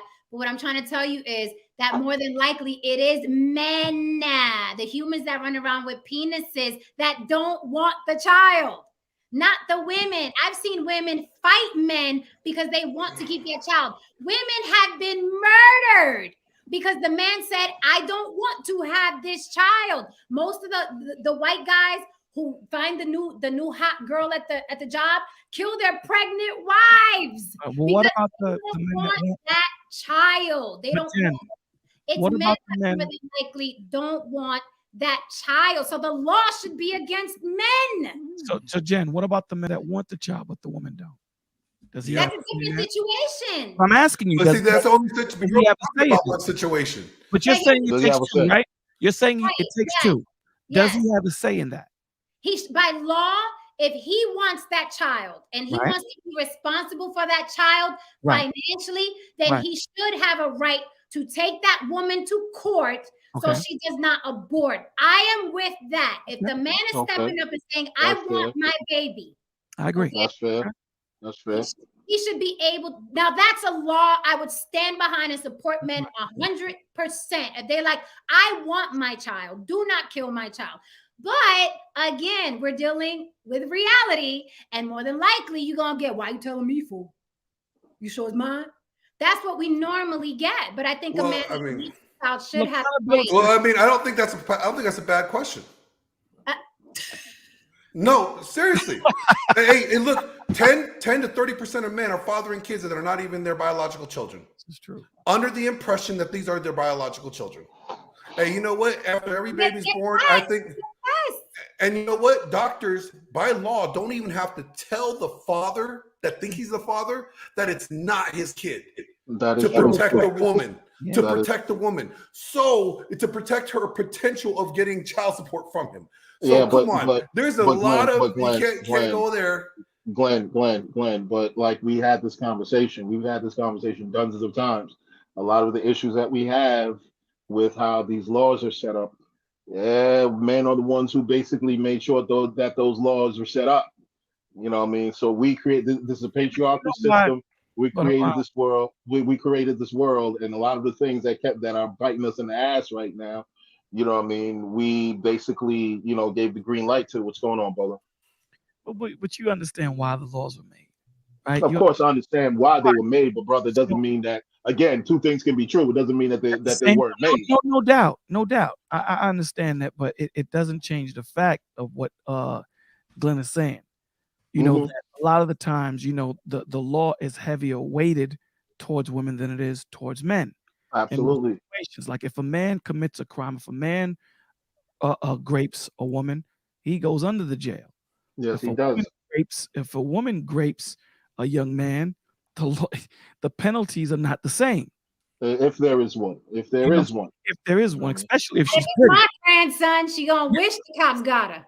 Yeah, you know what I'm saying? So we have to understand that, there's always going to be, the pendulum is always going to swing different ways for different situations. Absolutely. But there are also a lot of privileges that no men doubt. have that are And way there's above privileges, everything. but there's privileges that women have too. Right, Women but have I'm saying, check this out. Yes. But men have more privilege because men are the ones telling women, if you abort, you're going to jail. It's men doing that. A woman can't put a man in jail if he says, I don't want to be a father to no kid, get an abortion. So still men rule the world. Let's not act like men don't rule the world and they have So That's a then fair statement. let's just make it to where men are the ones responsible of conception. I'm okay with that. That's where just men. That means every guy gets snipped, go nut in the cup, put it on ice, and then guess what? You pick the woman that you want to have a baby with if she agrees to it. And therefore, it don't matter. It could be whatever girlfriend that says, "Oh, I want to have your baby." I don't want you to. So guess what? You don't get it. Like it would be a beautiful world. Let me address two things really quickly, and you guys could comment on this. It's some stuff I see going on in the chat. Two things. The whole God thing, the whole religion thing, thou shalt not, is bullshit. Because didn't your God order the firstborn child of everybody to be murdered? Okay, let's not go there with the religion. You guys know I'm not religious, but well, I think you're taking that out of context. I mean, if you're really gonna go there, you have to use the context that he was speaking in. So the God in the Bible is not a murderous God. He didn't kill. No, actually, he actually told everybody to put blood over their front door as a Passover, and if they didn't, the consequence of not obeying him would be that their firstborn would die. So there was an option. They chose not to. Aside from that story, has he not murdered in the millions of thousands in the Bible? Who did he murder? Has he not? We got floods. We got Sodom and Gomorrah. Come on. We got okay. I mean, Sodom and Gomorrah. He actually told them like, "Hey, if you guys change your ways, then I won't." You know. He actually sat back and he was dead. He actually sat back and watched his kid get murdered. Yeah. So I'm not making it a religious. I'm just saying if you're going to use that, somebody's going to use that passage as a line to like say like God killed, well then you have to use it correctly. And you can take it however you want. I'm just saying I'm using it correctly. Do this or you die. That is correctly. Do this. If you don't do drugs, you don't die. It's the same thing. If you don't do bad, you get good. Do this or I will punish you with death. That's what I'm talking about. God did that. Yeah. Plethora times, right? Yeah. This happened, Glenn. Yes. This Yeah. But there was a choice. Right. So that's what I'm talking about, though. It's a choice to live or die at the hands of someone else. No doubt. So I'm just saying that for the people bringing up the Bible in the chat. And the second thing, for all the people saying these babies have rights, I call cap and bullshit. Because you're going to have a 5-year-old in your house and your 5-year-old says, I'm having cookies for dinner. You're going to say the hell you say. You're not having no cookies and you don't run shit in my house. You can't even vote in this country until you were 18. Well, so don't tell me that children have rights. I think it's the right to life. Yeah, the right to live. It's a right to live.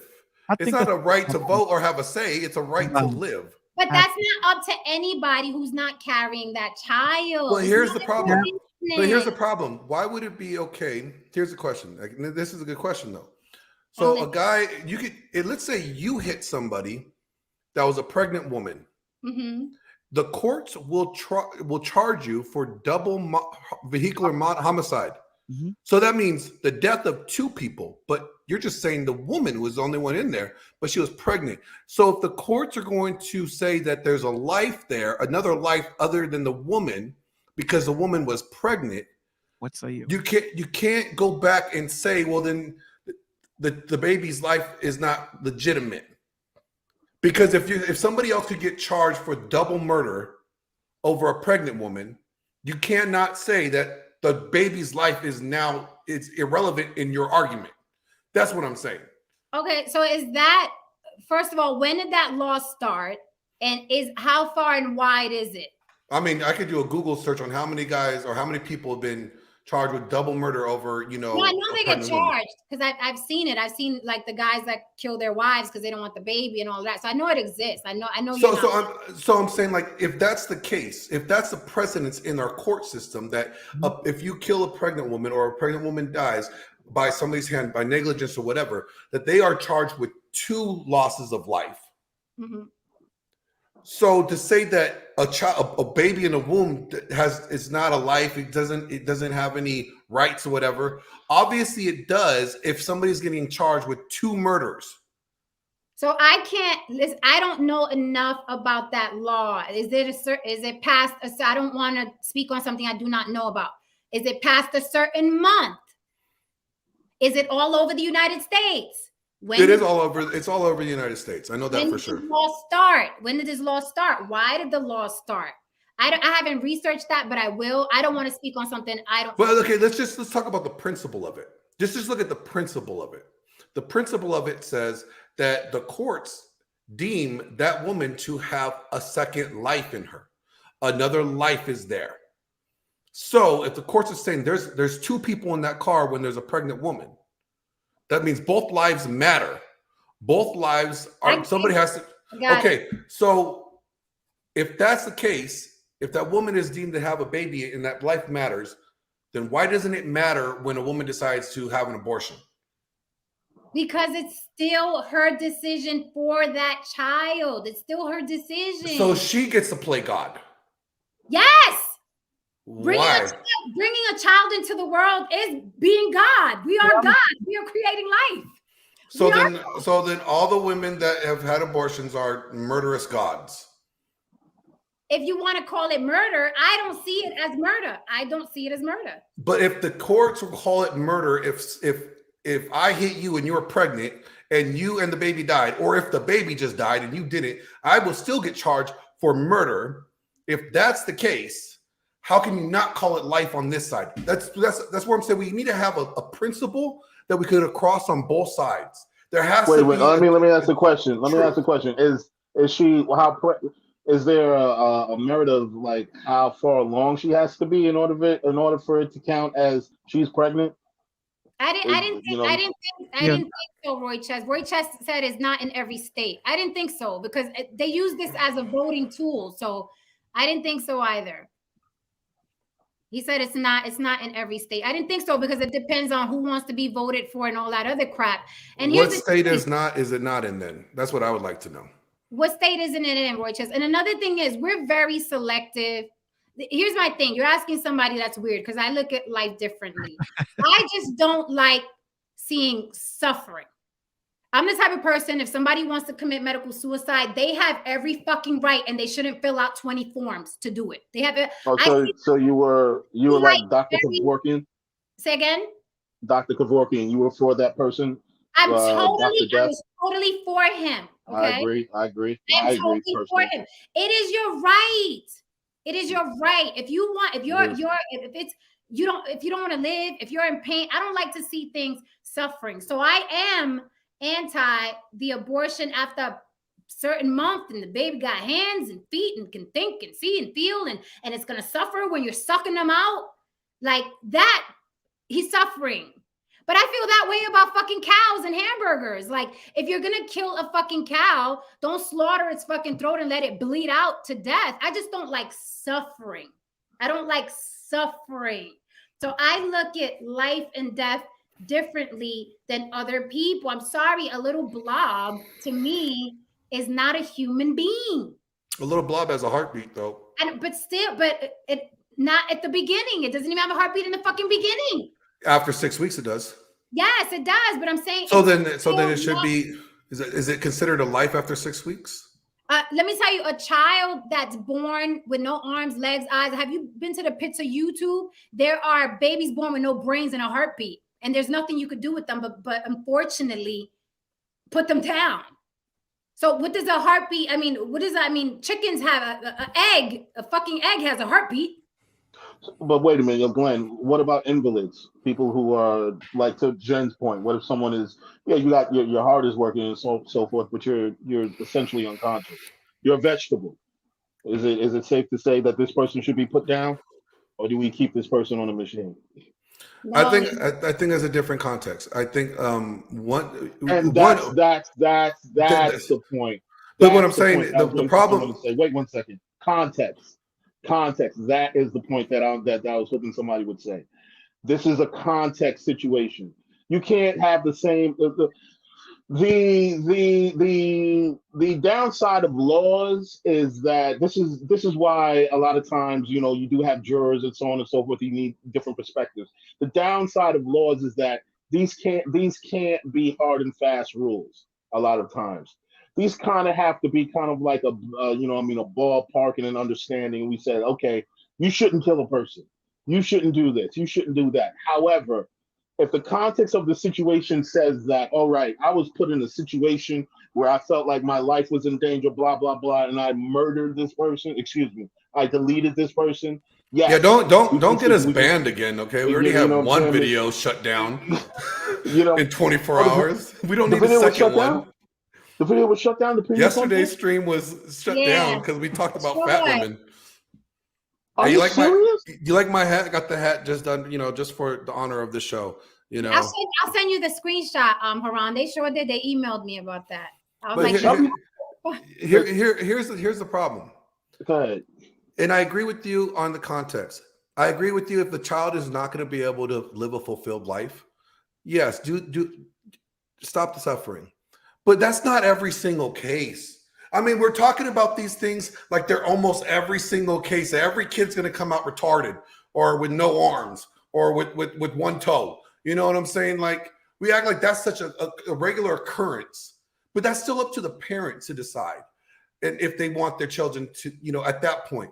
But the life, to delete a life before even finding that out, you're snuffing off somebody's opportunity. I know, but see, this is where I have to disagree with you, Glenn, because an unwanted child also suffers.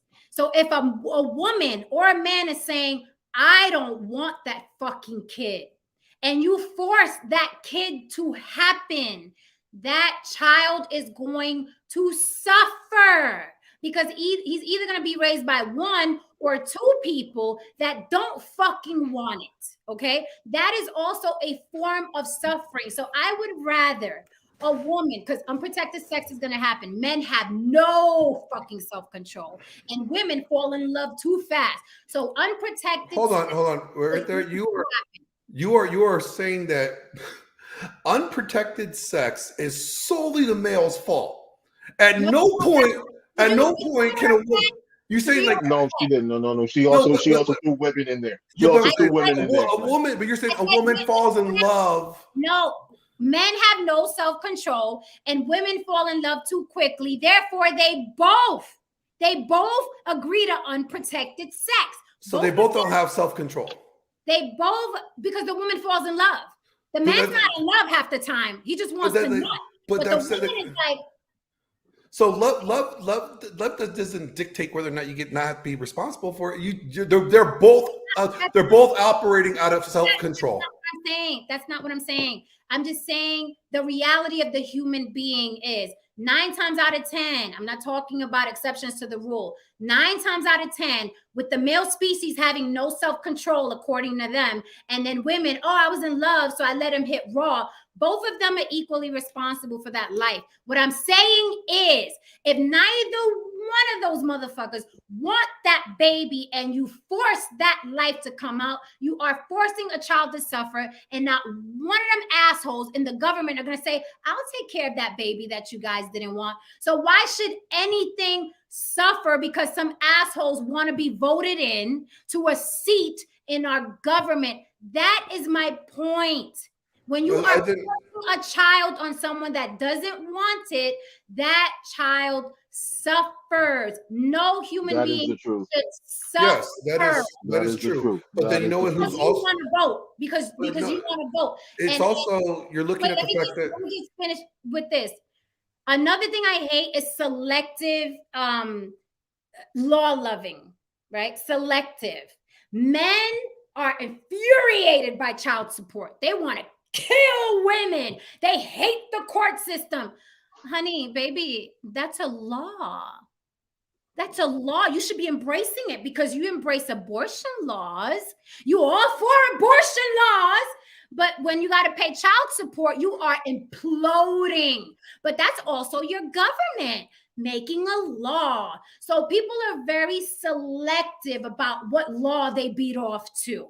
Child support, kill everybody. Abortion law, yeah, she should stop that. She should have been responsible. I use the same thing when people say, "Oh, Bill Cosby didn't do it. He got off," or R. Kelly didn't do it. The law said that they didn't do it, right? Back when they weren't convicted.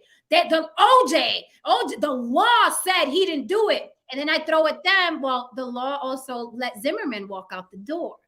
You see how it works? You see how it works? People gravitate to whatever law they like that works for them. Well, I think you're speaking about technicalities there, and I think that's a little different than the law. But it's still what happened in the law system. It's still what happened. Here's now I have an argument against child support as well. But I also do like child support. I support child support, but I don't like the way that it's implemented now. I think it needs to be rectified, but still enforced. Okay, so I have no. What? Well, one, I don't think that women are automatically should be deemed as the fit parent to raise a child. I think that an outside psychologist should interview both parents, and the court should deem which out of that psychology report, which parent is more suitable to raise the child, to be the primary care provider for that child. Because, I mean, there's if you want to go to statistics, Glenn, you're right. You're right in saying that. I just wanted to don't want to cut you. You're right in saying that. However, here's the problem. You're making some solid points, but here's the thing. When you have members of Congress, when you have people actually, and they're taking their seat, nobody wants to go down in history as the person who basically, was behind the law that ripped children away from, the mother and, redesigned the child support laws and so on and so forth. There's a political element involved here where people tend to, where a lot of politicians, they tend to basically follow the temperature of the population, the temperature of the people. If the temperature of the people says that we need to be lenient on, women when it comes to abortion or child support and so on and so forth, we need to swing things in their direction, and we need to be hard on men. They're going to ensure that happens because it's about votes. Okay, well, yeah, especially when it's an election, especially when it's a voting season. But if the court system's saying that they want to do what's in the best interest of the child, then they should do it to its thorough and vet both parents to see which parent is the most suitable parent to raise a child. I agree. And whatever parent they deem who's not suitable and that doesn't have primary care should be the parent that pays child support. But I also don't think child support should go to the woman getting her nails done and getting her hair did and her new handbag. I really think that the child support should be documented, be like, hey, where is this funds going? We're holding this man accountable to pay for his child, but why is this child in old ass clothes? Why does this child look hungry? But you look like you got a new Gucci bag and you're stunting on your new Prada sunglasses on your Instagram, but your kid's looking dusty. I think there needs to be accountability factor to also where this child support is going. Now, I have no problem with responsible, accountable factors of child support. Yes, if you father a child, you are responsible for that child, whether you like it or not. That's a part of being a man. That's part of being responsible. What makes men different from males is the fact that men embrace their responsibility. Yes. Okay. The problem with the abortion law right now is that it's a means for women not to be responsible. And that is the problem with this whole argument. I'm not debating whether or not if the parents don't want the kids, then you know what, you're right. Maybe the kid should die. But guess what? There should be a penalty to those parents who decide that murdering this child because they don't want to be responsible was a better choice. There should be an accountability factor, a consequence that they should face. But there's none. There's absolutely none. You got women using abortions like the Plan B pill. I knew a girl back in high school that literally had 7 abortions in the 4 years of high school. The Plan B pill is not an abortion pill. Stop. But I'm saying they're using it just as frequently as the damn Plan B pill. Then men need to use condoms. Yes, I have no problem with that. No, men need to get snipped. Men need to get snipped. I agree. Please get snipped. Roy Chess says California and New York don't have such a double homicide law. Most pro-choice states do not have such a law. pro-life states have such laws? Maya, I did ask, great question. I did ask this earlier. Should men be accountable for impregnated women they can't financially support? I think there should be a penalty. Should they financially support the woman or the child? I Right. think. Can she elaborate? Yeah, because I have no problem. The child. I'm thinking she's probably talking about the child because that's. I think because I really think that's right. I think men should be accountable for the child that they have. I just listen because I have no faith in this government, because it's so corrupt, because they're so evil, because they're so oppressive. I just don't like the stench of them making laws against women when they are 100 times worse. But they try to make women in this country look like villains, and they are the villains. They're evil. Evil. Here's a question. They don't care about death. You think this government cares about death? Don't kill that baby. Meanwhile, they send 18-year-olds out to war. They experiment. But that's one of the reasons. No, but that's one of the reasons why they care, because they need human resources. This is really a human resources argument. This is about production. This is about production, Jen. This is big. Of course, there's the whole, moral standard that they want to wave in front of everybody, but it's bullshit. This is really about production, making sure that we all have more human beings to throw in wars, more people to experiment on, and more people to basically work the factories. Okay, that's essentially what it is. We need the population going. I believe that 110%. No Rothschild. They know these poor people are having these babies, and that abortion shit can affect poor people more than anybody else. They don't have the money to jump in daddy's jet and fly across to a state where they can abort that little white baby. Can I ask a question? Here's a question I want to ask panel. Here we go. Tehran, do you think that you're a father, so do you believe that it's your responsibility to be accountable to make sure that your child is financially provided for? Absolutely. I had a wait 1 second. I want to elaborate on that. I actually waited longer in life to ensure that I was at a particular space financially before I actually had children. Okay, so now, Jen, would you say that Haran would be irresponsible if he did not want to be financially responsible and provide for his child? Of course. Okay, because that would be him having sex, had a kid, right? He needs to be the responsible adult, take care of that kid. That's part of the consequences of having a child, right? Absolutely. Yeah, but we can't do but yet. Babies. Listen, honestly, the consequence of sex is getting pregnant, is a pregnancy. But very rarely do couples want a pregnancy, men and women. They just want to nut. That is the problem with sex, that sex makes babies. But 9 times out of 10, people don't want no damn babies. They want to nut. Okay? But what I'm saying is, if there's we would consider Haran irresponsible. Yes. For not being accountable for his actions, which is he had sex, that's his actions, and the accountability of that would be to raise his child. Yes, right? But I would hold him, I would have even more respect for him and the woman if they said, I can't afford this kid, you can't afford this kid, I don't want to have no babies, I want to do me, you do you, then rather have that kid, he lives somewhere, she lives somewhere. Now the kid is growing up in a broken home. They didn't really want that kid, so they half-ass raising him, even though they financially, taking care of the kid. That to me is worse. I will always see that as worse. I will always see bringing a child. I'm sorry, I know some people are gonna be mad. I will always see bringing a child into the world just because you want to stand on this moral ground. Like, look, you let that heartbeat grow into an adult. Like, if that child is going to suffer, you don't get points for that from me. You don't. But then again, but there should be.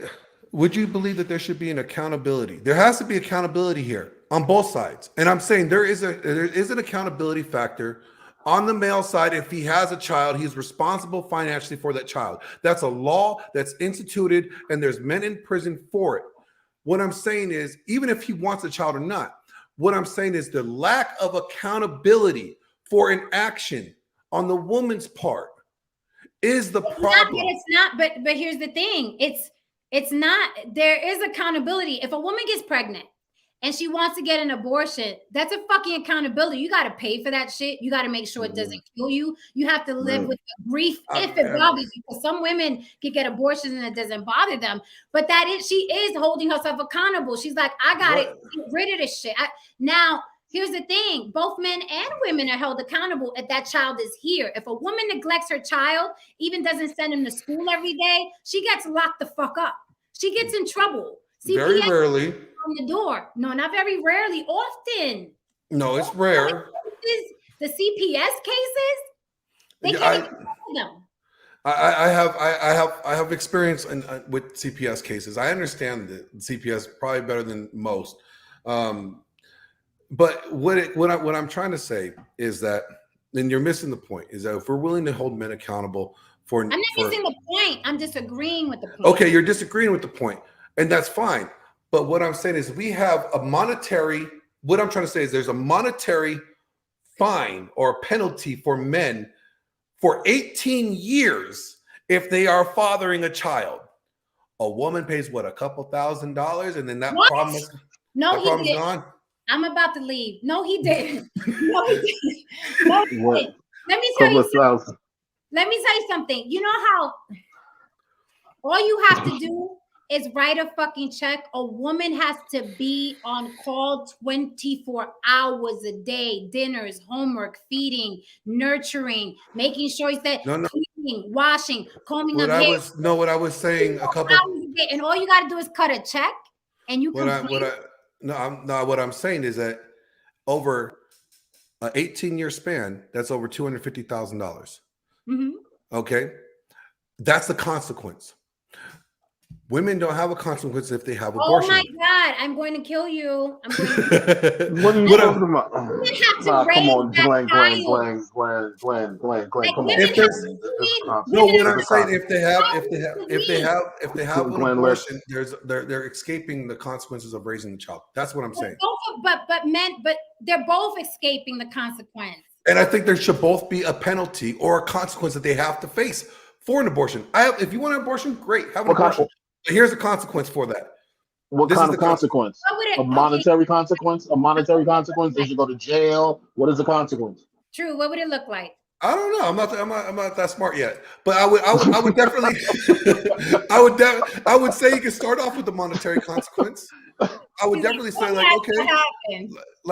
you know, if you want to have an abortion and you are not planning it, okay, $10,000 fine for both parents. You decided to end the life. There you go.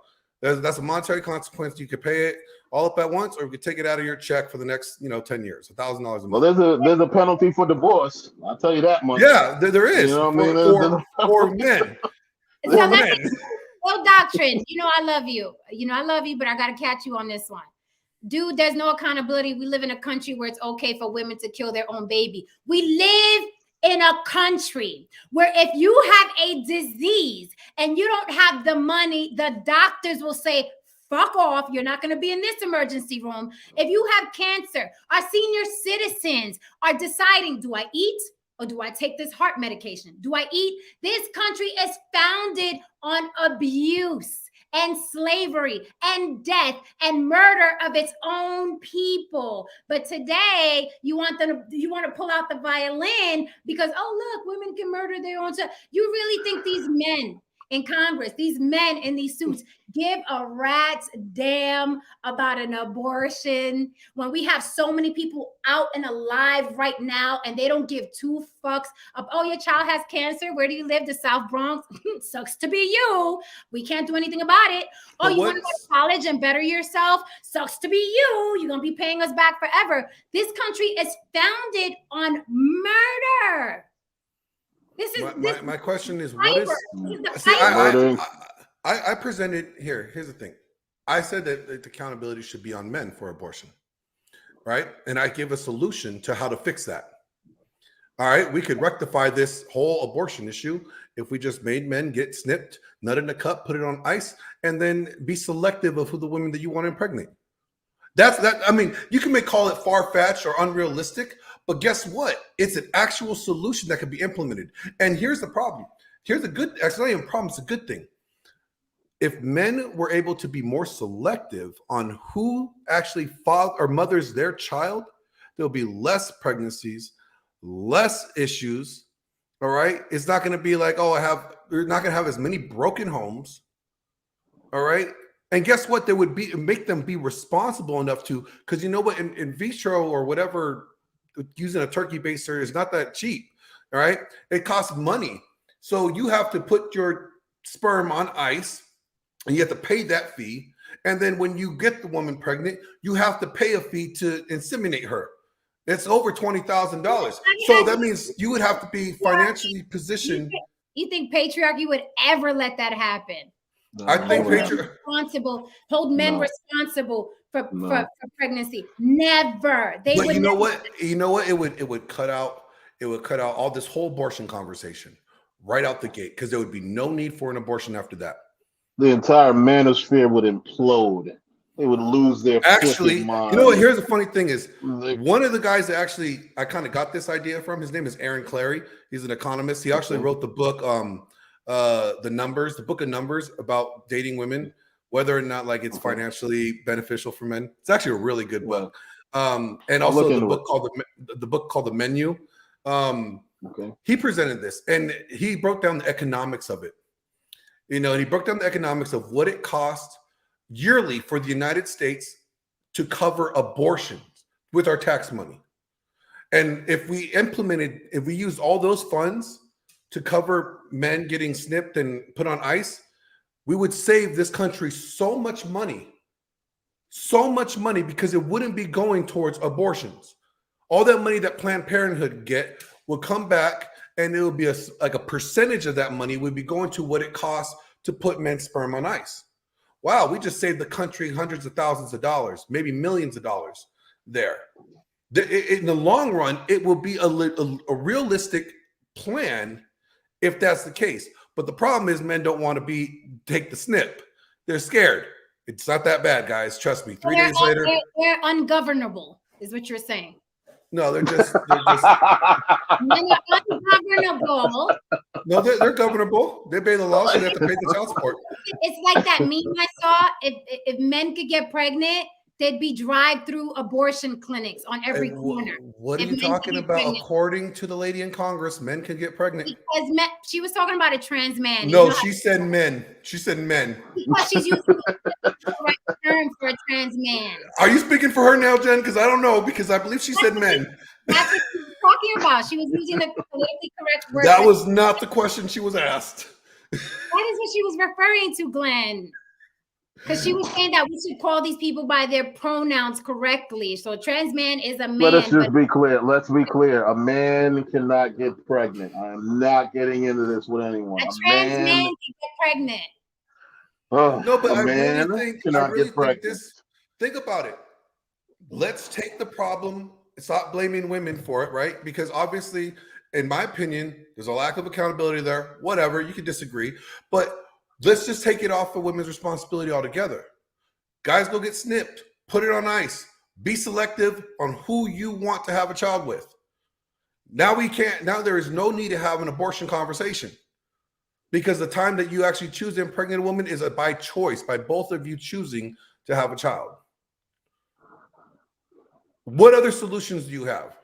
I think there's a much easier solution, because men, they're not going to listen. And according to a lot of men, they're supposed to spread their seed and sleep with different women and spread their seed, right? So it's already embedded in a man's head that, his dick is for the streets, right? So I think an easier solution would be, and this is easy. This isn't even, you got to get snipped and, come in a cup and all of that. This is much easier. Whatever laws you're putting on a woman, if a woman goes to court and says, I want to have this child, he keeps telling me to have an abortion, or he's going to X, Y, and Z, and she has that abortion because of that guy, he should face the same consequences that she would face for murdering or homicide or killing that baby. It's easier, in my opinion, to hold them both accountable. Whoever doesn't want that kid should be held accountable under the same law. And then I am with it. I'm with that. I am with it. I'm totally with that. I think negligence homicide should be applied in both of those situations, or just stupidity. Well, I mean, it's negligence because you weren't prepared, or you're stupid because you knew that sex and having sex leads to pregnancy, and you chose not to do the due diligence and protect yourself from it. So you should get charged a stupidity fine. Can we just call it that? How is it? Ill Doctrine said sterilizing men is an insane solution to prevent women from killing completely innocent babies. But here's the thing: men make babies that they want to innocently kill all the time. Like, men get women pregnant. I want you to answer this, Ill Doctrine. Men get women pregnant all the time. Women do not get pregnant by themselves. I shall repeat. Men get women pregnant and want to kill that innocent baby you're talking about.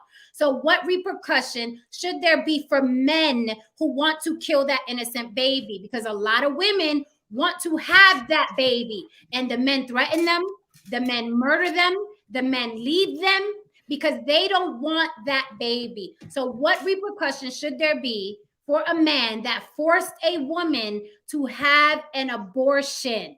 Who forced a woman to kill his innocent baby? Because I keep hearing her baby, her baby, her baby. It is his baby too. So when he says, "What you telling me for? I don't want to be no daddy. That ain't my kid." What? Well, can we clarify the baby? Can we clarify the it ain't my kid scenario? Because even when it is their kid. Okay, well, when they know for certain that they are the father, because I need a DNA test. Don't come me saying you're pregnant without bringing a DNA test, and I'll just laugh at you, like, I'm pregnant. Congratulations. Who's the father? Male baby chickens end up being chicken nuggets. Father Divine's coming up to give us the good word. It ain't even Sunday yet. How you doing, Father Divine? Oh, thanks. Hello? Hello, we can hear you. Did any of you read Judge Alito's brief? No. I read a portion of it. Yeah, I've been reading it. I haven't dissected the whole thing yet. Yeah, so this goes back to actually the English common law, in which it's traditionally been that when women killed their unborn children, they were punished. So if we're going to talk about constitutional rights, if we're going to talk about, and that's basically what women talk about, then we have to go about looking at traditional values. So I think, I know it's a mundane conversation, but I'm offended that so many women get away with murder. You're not offended that men get away with murder when they force women to get abortions? Like, are you offended by that as well? Or you just have a thing against women? Do you have a thing against men forcing women to get abortions that they don't want to get? Are you as offended? Because I would think murder is murder to you. Are you as offended by these men? Well, I got a question. Yeah, I would be. I don't think. I don't know which man is putting a gun to a female's head and said, "You got to get an abortion." That's what I was wondering. Where's the forcing? Because forcing means like I'm making you do it. Now we playing dumb just to play dumb. No. It's funny how you give power to the men, but you take the power from men when it's convenient. You give it, but then you take it away when it's convenient. Now, women have not been threatened with death, and some of them have been killed because they didn't get an abortion. Now nobody knows those cases. Now men can't force women to do anything. There's no domestic violence cases. Men don't beat women. Men don't do anything. They don't have the power to do anything when it's convenient for y'all. No, you said otherwise.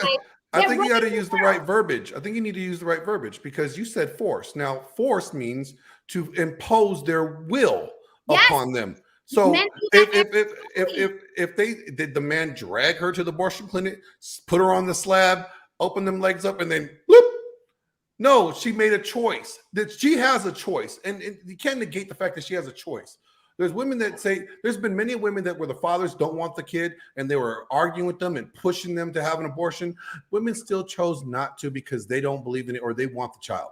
So it's still a choice. That's choice at the end of the day, regardless of how irate the guy gets. Because if he puts hands on her, guess what? He could go to prison. She should press charges on him for assault, and then now his ass is in prison. I like to present a question. Yeah, Does said that it to work? me like you don't know. It's mind blowing. It's like you don't know any women that you could sit down and talk to, and I implore men to do this. I'm sure you have women in your lives, mothers, aunties, daughters, nieces, whatever, and you don't have these conversations with the women in your life, apparently. But yes, and this is why we want. Men, wait, just 1 second, and then you can go.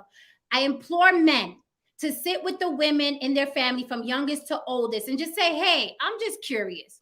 In your life, have you ever felt like you were about to be sexually assaulted, killed, threatened by a man? Have a man ever made you feel uncomfortable? And I promise you, your mind will be blown by the stories you hear from these women, but you're not asking the women in your vicinity, in your family, what really goes on and what happens with women. You are so clueless, so smart, and so fucking clueless. There are women who have gotten abortions out of fear.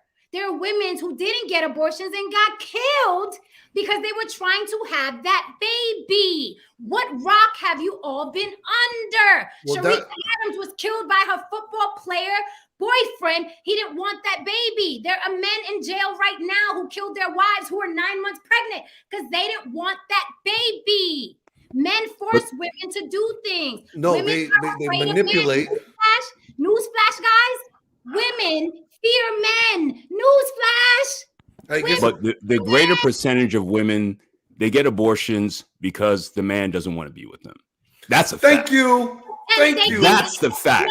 Most of the women that I know. A deal of women who get abortions because the man says, I don't want no kids. You on your own, I don't want no kids. I guarantee there's a greater percentage of men that don't want children after they had sex with a woman. That's why so many single mother homes exist, because men don't want kids. They bound. So you're agreeing with what I'm saying. Most of the women. How am I agreeing?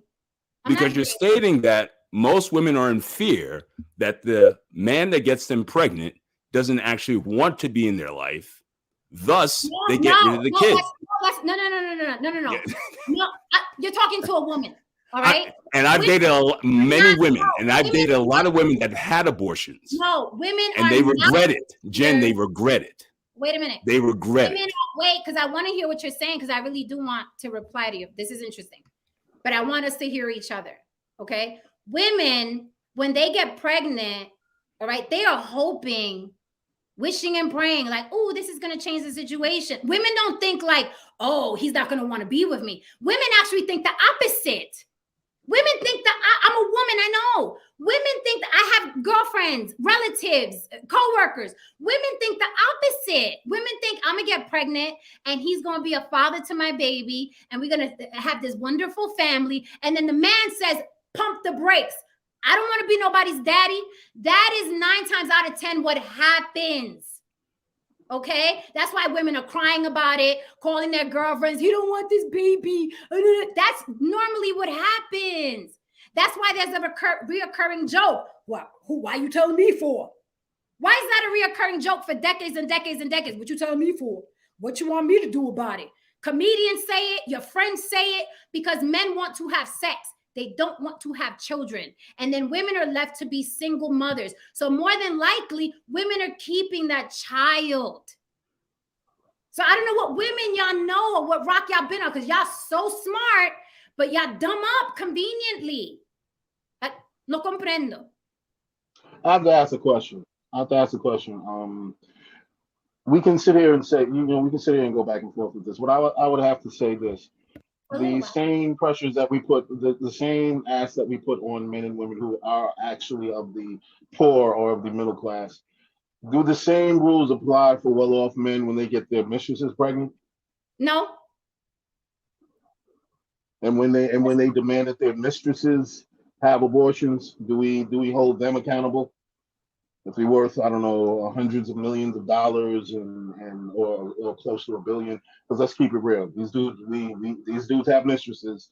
I'm pretty sure many of them get pregnant. I'm pretty sure they tell them that you better get an abortion, or you will basically they'll basically find you upside down. That's all I'm saying. Can we agree that that happens, gentlemen? Can Are we agree those that that happens? those are outliers? Come on. Most women Outliers, do women outliers. So enjoy rich sex? men, Do women enjoy sex? Do so women rich enjoy men. sex? Both Yes, they do. of them enjoy sex. Actually, let's call it what it is. People don't enjoy sex. People enjoy having orgasms. People don't want to have sex. People want to have orgasms. Okay, the actual the incentive of having sex is the orgasm. Nobody trying to be humping and sweating. Nobody trying to be humping and sweating on nobody and doing all that work. And there's nothing at the end of that fucking road. Let's call it what it is, gentlemen. You know what I Gotcha. mean? Gotcha. That's just a lot But of I work. think I live in Georgia, and what politicians Yeah. are trying to do, they're trying to socialize people to be responsible. Okay. Because what you said, responsible? yeah, responsible. If what you're saying, oh, after the fact, he didn't want to, be in a relationship with me, then get married. Then there's no second guessing. But you're see, I'm from New York too, but I don't have the great accent that you have. But wait, what part of New York? You upstate? Long Island. Grew up in Long Island, but that's why you nice. Oh, I hear it in his voice. I hear the Long Island in his voice. He's nice. So I'm like, it couldn't have been from okay, Long Island. That is to me, he sounds like he's from Saudi Arabia with all those Sharia law type of like mentality, So a Muslim country is waiting for you, bro. Shots fired. I'm Christian. Wow, that was interesting. Trying to turn it back. You guys trying to turn it back. Can he finish his point, please? I'm interested in hearing this gentleman's point. I know, me too. I'm just saying, most of the women that I've met that I wasn't serious about, and I went the route of, we had sex. I wasn't serious. If I was serious, I would have married them. Did you use a condom? How did they not get pregnant? Or They did they get use pregnant? birth control, and you make those. I had smart females. I was involved with smart females. So okay, none of you here got a woman pregnant and didn't want the kid. None of you here, because I know everybody's perfect on YouTube. None of you here got a woman. When I was younger, I got my first girlfriend pregnant. She subliminally told me that she was pregnant, and I said, "Man, I don't want a kid right now," or whatever. And she told me like 3 months later after we broke up that she had an abortion.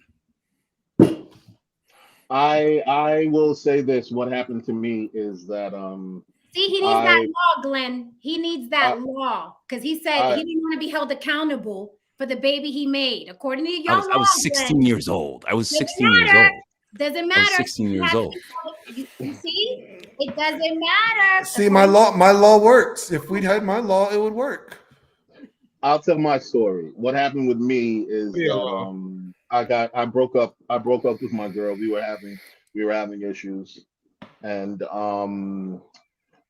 we started talking again, like maybe a few months later, and we kind of got back to kicking it, and then she told me that, yeah, I lost a baby, and I'm like, what? And she was like, yeah, I didn't tell you, I was 3 months pregnant after we broke up. So we broke up. She was pregnant. I had no idea. So I'm not too sure if we didn't reconnect, if she wouldn't even. I can't even say if she would even have told me. I don't know. You know what I mean? But I always thought that that was a very wild thing to happen. So yeah, there's times when the women will just won't say anything. And you know what I mean, it'll just be what it was. Maybe you might find a kid showing up, on your front step, or they might just go on with their lives, man. It's happened. You want me to tell you a story? I got a good story. Here's a good story. So I was young in the military, got with this chick. She got pregnant. She cheated on me and then told me that the child was the other guy's. I was like, all right, cool. I'm out. Deuces. Right. And then I get hit up 5 years later for child support. Oh. And I'm You like, what the serious? fuck? Yeah. I'm like, what the fuck? I have no kids. Come to find out, the woman that it was the chick from that had the kid. But mind you, before that, she also told me that she had a miscarriage because she tried to get back with me. And I'm like, no, not happening. Right. Then 5 years later, after that, I spent the next 10 years emailing her every single day because in Colorado, since I wasn't there to petition at that time, they ordered her full custody. She could determine whether or not I get to see the child or not. And I wanted to see my child. One, I want to make sure this was my child. Two, I wanted to be in my child's life. Like, I know the importance of, regardless or not, if I didn't want to be with her, or regardless or not, I didn't want to have a child, the responsibility for me as a man is to take care of my child. So she was seeing more support than I was seeing my child. And I would email her all the time, like, hey, I want to see my daughter. Let my daughter know I'm here, blah, blah, blah. So I finally got to see my daughter for the first time, like a few years back. My daughter hated me. Like, she finds out, that one, it was really bad because she thought she was black. And even though I have 5% North African, she's not as black as she thought she was, because all her siblings were black. And so it was really sad that, she was just light complected because of different genetics.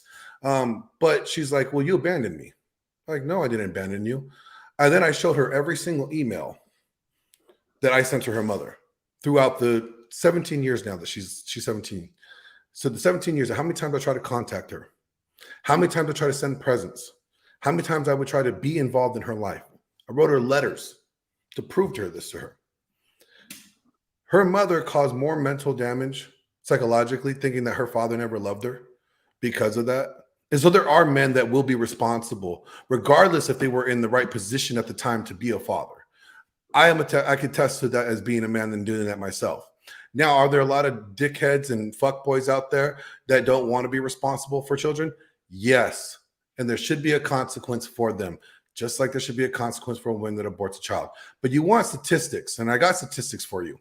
Here are the top reasons why women have abortions. The most frequent reasons cited that were women having the most frequent reasons cited that having a child would interfere with a woman's education, work, or ability to care for dependents. That's 74%. That she could not afford a baby now. That's 73%. And that she did not want to be a single mother or was having relationship problems.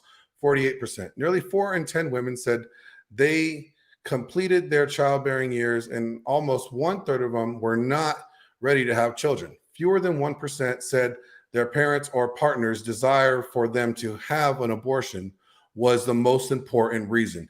Fewer than 1%, Jen, said their parents or partners desired for them to have an abortion was the most important reason. See, but what you said the percentage was why they didn't want it to interfere, blah, blah. What was that percentage?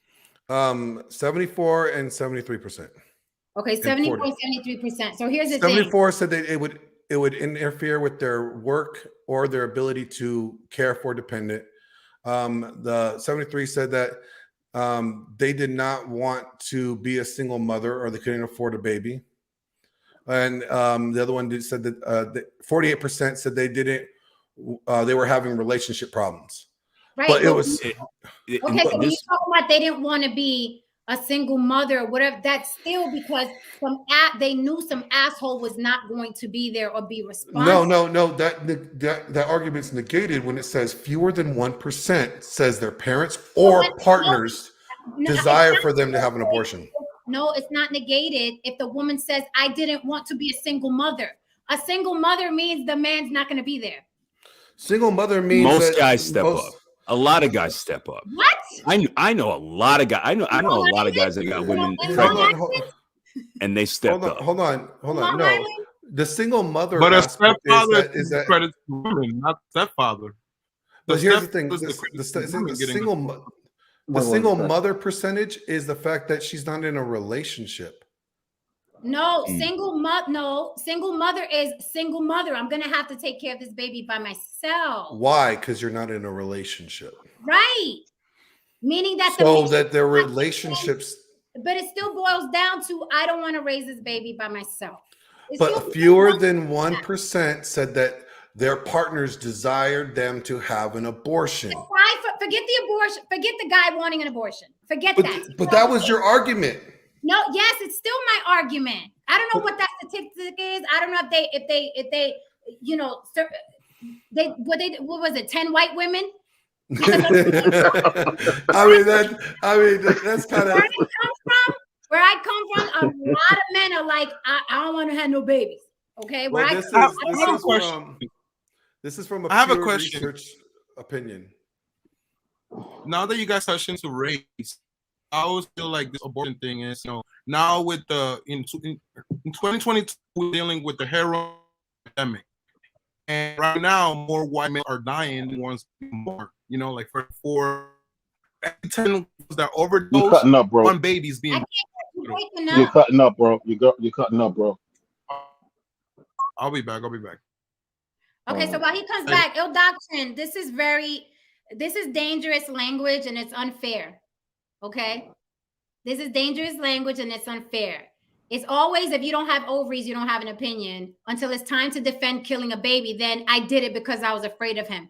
Those are two demographics of women. Okay. If you don't have ovaries, you don't have an opinion. That's a whole different set of women than the women that are, I am afraid of him.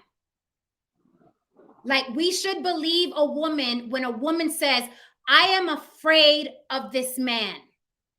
We should believe a woman when she says, I did it because I'm afraid of this man. It's very important. We believe when women say, I am afraid of this man. That's one thing. But yes, there are women that say, if you don't have ovaries, you don't have an opinion. But those are two separate women. The one on top has a set of balls on her. She doesn't care what men think. The latter is afraid of that man. So we have to be careful with that language. Okay. I agree. But you have to you're walking a fine line saying, you're basically saying we need to believe all women when they say that, whenever they say that they're afraid of a man. Because that could be, I call cap.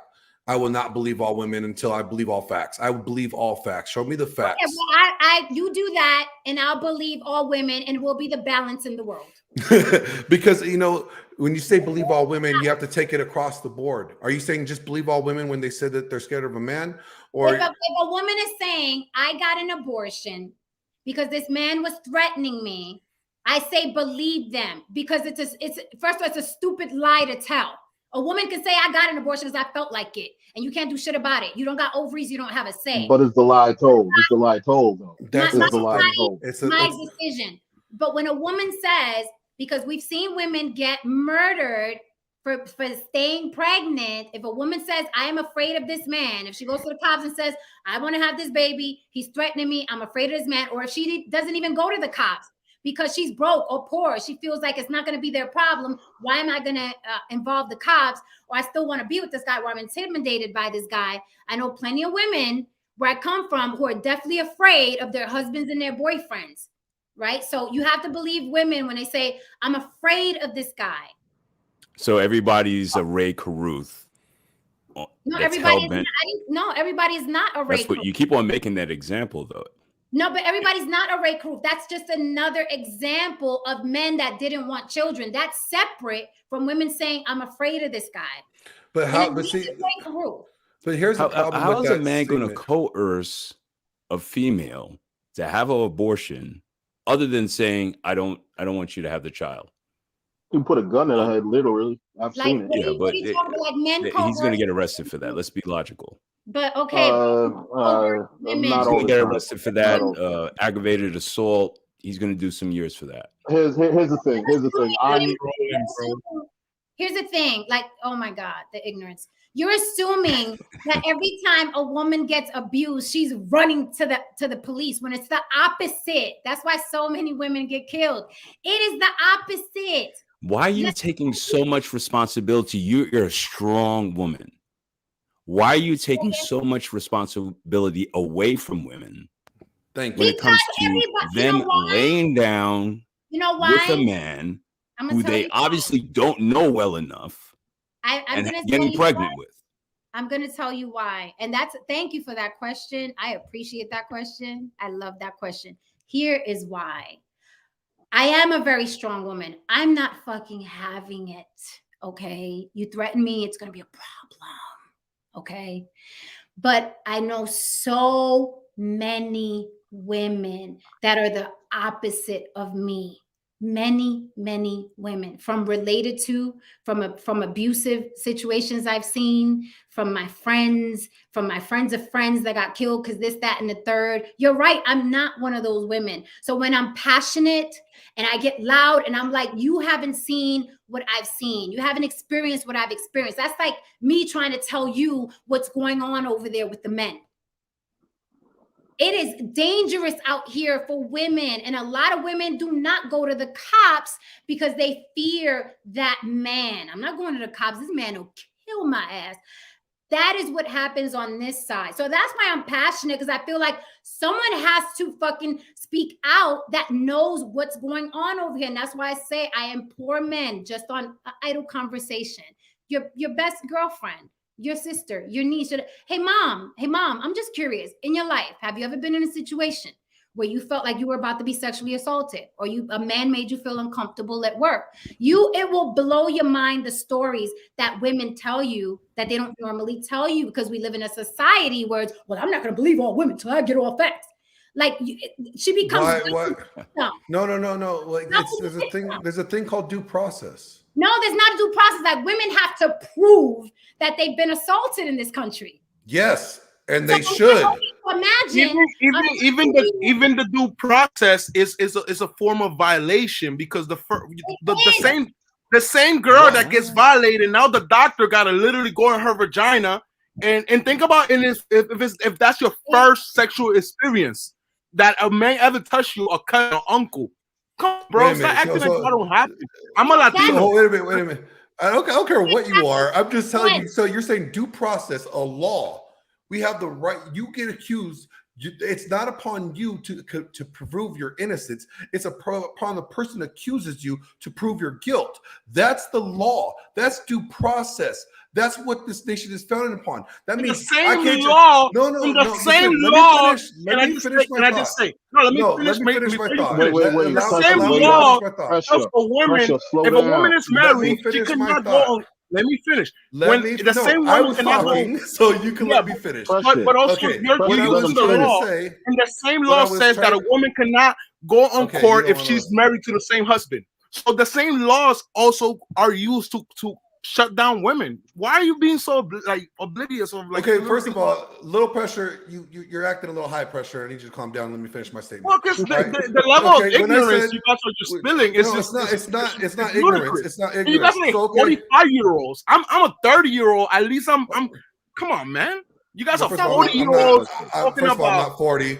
I'm not 40. So don't act like you know my age. Okay. Second of all, you can sit down, Junior, and let me finish my statement. What I was saying. All right. What I was saying. Thank you. There's no problem with taking steroids. So guess what? I'm still stronger than you. Moving on. Anywho, what I'm saying is due process is right for it to be a law. That means anybody could accuse you of something, and then you have to believe the accused without due process. Haran stole $1 million from me.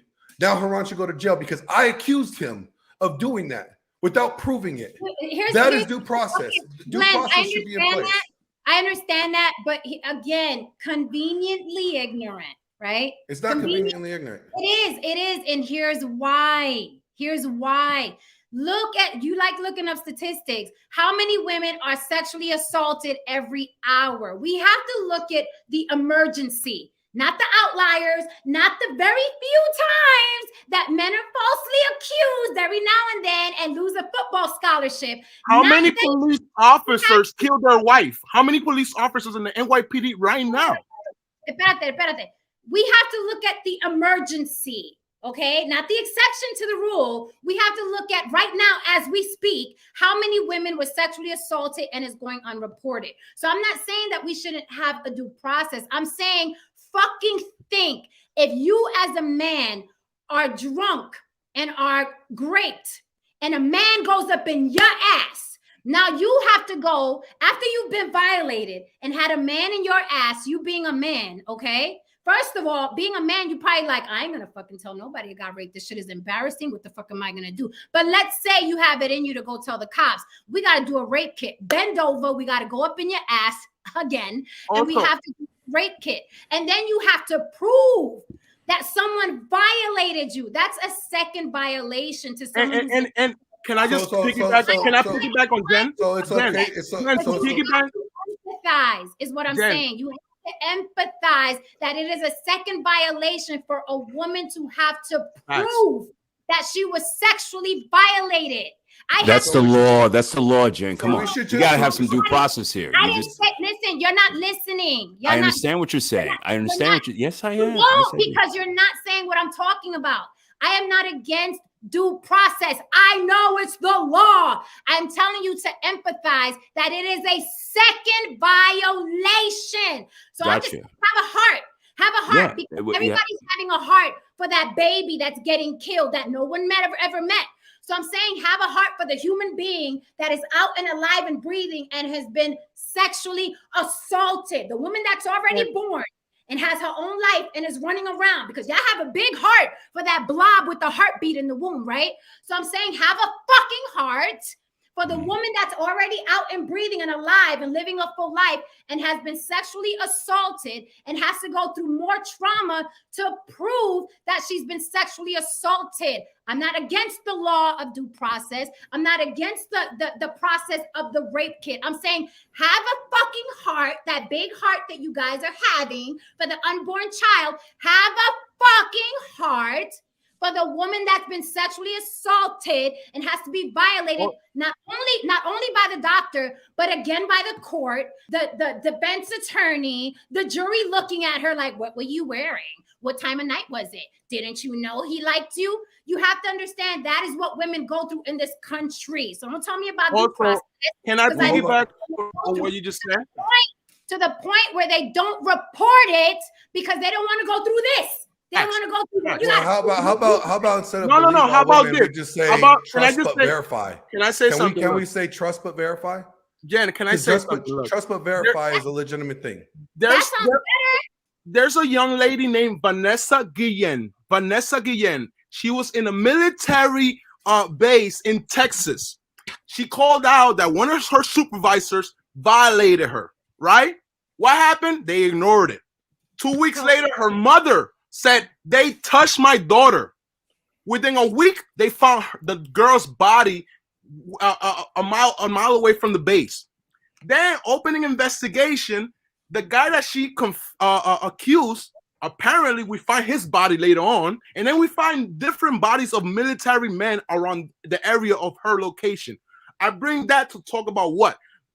You're using law, but look, military law literally ignored until Senator Gillibrand from New York. She had to go to Texas and actually exhume the bodies, and they found 4 bodies there. 2 bodies of females that weren't even their families didn't even. So stop acting like this doesn't happen. It happens a lot, and you being a military man, you know it more than anything. They raping women in military bases, bro.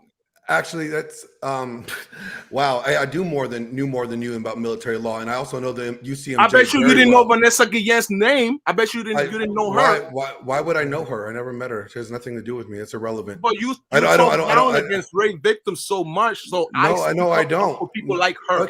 Okay, that's fine. You can speak up for whoever you want. I don't care. What I'm saying is trust but verify. A woman says that she was accused of rape. Great. I'm going to trust that she's telling the truth. I'm going to verify her statement. That's the law. That makes a lot of sense. That's the law. Trust that she's telling the truth and verify. Jen, can I ask you this question after the while you're verifying? Wait a minute. While you're verifying, I don't disagree with that. I like trust but verify. I'm with that, but also understand that you have to empathize and sympathize that this woman now has to go to a plethora of violations to verify that for you. That is all I'm Right. saying. You guys have Because to the severity of the for crime that is so being severe. robbed, and that's where the hypocrisy I'm talking about comes into play, where there's this huge violin for this thing that hasn't even grown legs, but the human beings that you have in front of you, you treat like, oh well, whatever, due process, prove to me you were sexually assaulted. That to me is so fucking hypocritical and asinine. You guys don't even care about human life, not for real, for real. You care about the laws against women. That's really the truth. That's not it at all. Really the truth. So, Jen, you don't believe that we haven't met or spoken to women in our lives that we loved and heard about ways in which they've been sexually abused by past boyfriends, strangers, even family members. You don't think men have had these conversations with their prior prior girlfriends or wives? We're human. This is human life. Okay, so let's dovetail back to the unborn child, because I think, the whole sexual assault thing, that's so emotional and so emotive, and I think it gets away from the real subject of how this really affects women's consciousness, how they become more callous about regret. I had a girlfriend for over 15 years that I wouldn't marry because she had an abortion.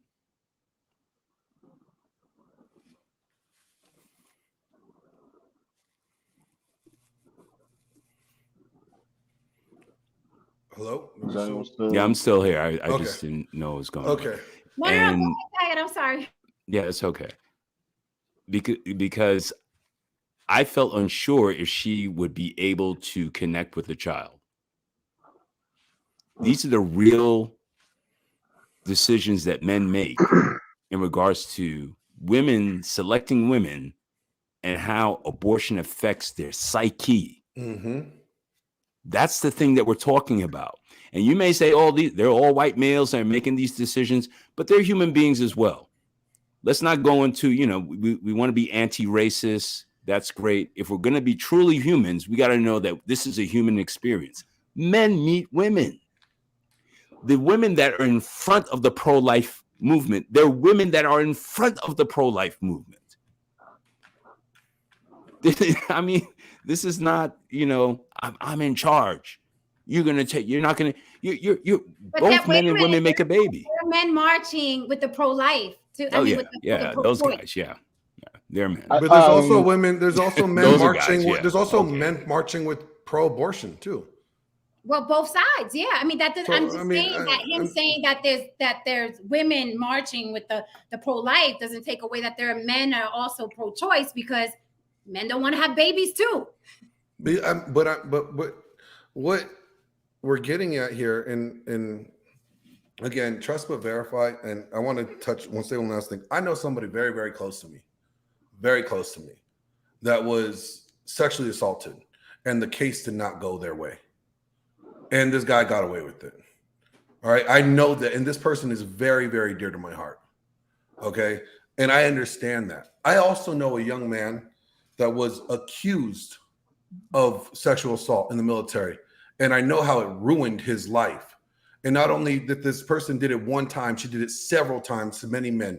And until she finally got a severance pay to get out of the military. She got a check cut to get out of the military while these guys were facing 20 years of life at Leavenworth Penitentiary. And I'm sorry, that's not a cushy penitentiary. It's a military penitentiary where it's very backbreaking physical labor every single day of their life. So I could go both ways on it. I have an opinion I'm very open-minded. I'm not very narrow-minded in thinking that all men don't commit rape, and that all women are. I don't think all women are lying. But I would say the same thing about a man that's saying that he didn't do the crime. Trust but verify. There's nothing wrong with trusting whatever they're saying is true, but verifying to whether or not their statements are factual and are truthful. And that when it comes to, that argument, so you talk about the military, somebody that doesn't know about it needs to just stop talking about something they don't know about and stop reading the gossip news and actually look up the UCMJ if you really want to know what the consequences for rape are in the military. Some of it's very punishable by death. So it's a very heinous crime. The military does see it very heinously and goes very severe on it. So again, Glenn, I don't know what military. Are you talking about the United States of America military? yes. I don't see how. I don't see how when after Vanessa Guillen died, okay, there were dozens of women who came out and said, we've reported. They do nothing. They take care of each other in the military. It is like the police department. No, it's of men, and there are a lot of cover-ups in the military. So I don't know what military. It can't be the United States. Oh, it is the United States. I know a guy that was accused, and this girl lied about it. They stripped him of his title, kicked him out of his unit. He was harassed. He was assaulted. He was beat up. He had his car set on fire by other people in the military because they believed this chick. Just to come to find out that this girl was lying, and she didn't want to get caught lying. So let's hold your story. How many women in the military are sexually assaulted and nothing is done? How many have been murdered in the military and no one can explain it? In comparison to your one guy who went my one guy is not just one guy. There's several. There's several cases. There's almost an equal amount of. Hell no. In the military, yes, there is. Now you're capping. Now I'm throwing the cap back at you. I'm throwing several caps back at you. I'll catch them all and I'll wear them all. Ain't no way in hell when people are getting in trouble because these women are reporting these sexual assaults in the military and nobody's doing anything about it. You cannot be talking about this country. Oh, yes. Ain't no way in hell you're talking about this country. Yes, actually. About this country from a white point of view, but you cannot be talking about this country when so many women are coming forward in the military. Women have been murdered in the military. And to this day, they go unsolved. Nobody saw nothing. I don't know what had happened. Women are sexually assaulted. They're sexually harassed in this military. And it's like, hey, a woman came out after the Vanessa Guillen murder was like, well, hey, if you're going to be in the military, you got to toughen up if you're going to be around guys. There's a culture in the military, okay? Yeah. That's anti-women. Are you kidding me? The United States. Well, I also don't believe that women should be in combat, but that's just me personally. I agree with you. So I don't think there's certain places that women should be in the military thing. I agree. But also here's the thing.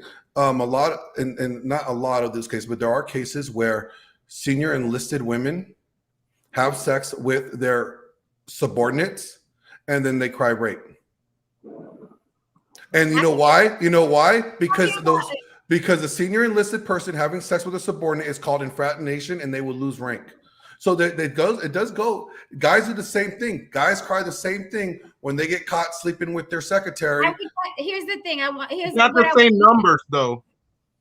But it's still. Here's what I want you to do. Regardless, it's still irrelevant. I want you to look. You look up stats. I want you to see because I looked them up, but it was a while back, so I don't even freaking remember.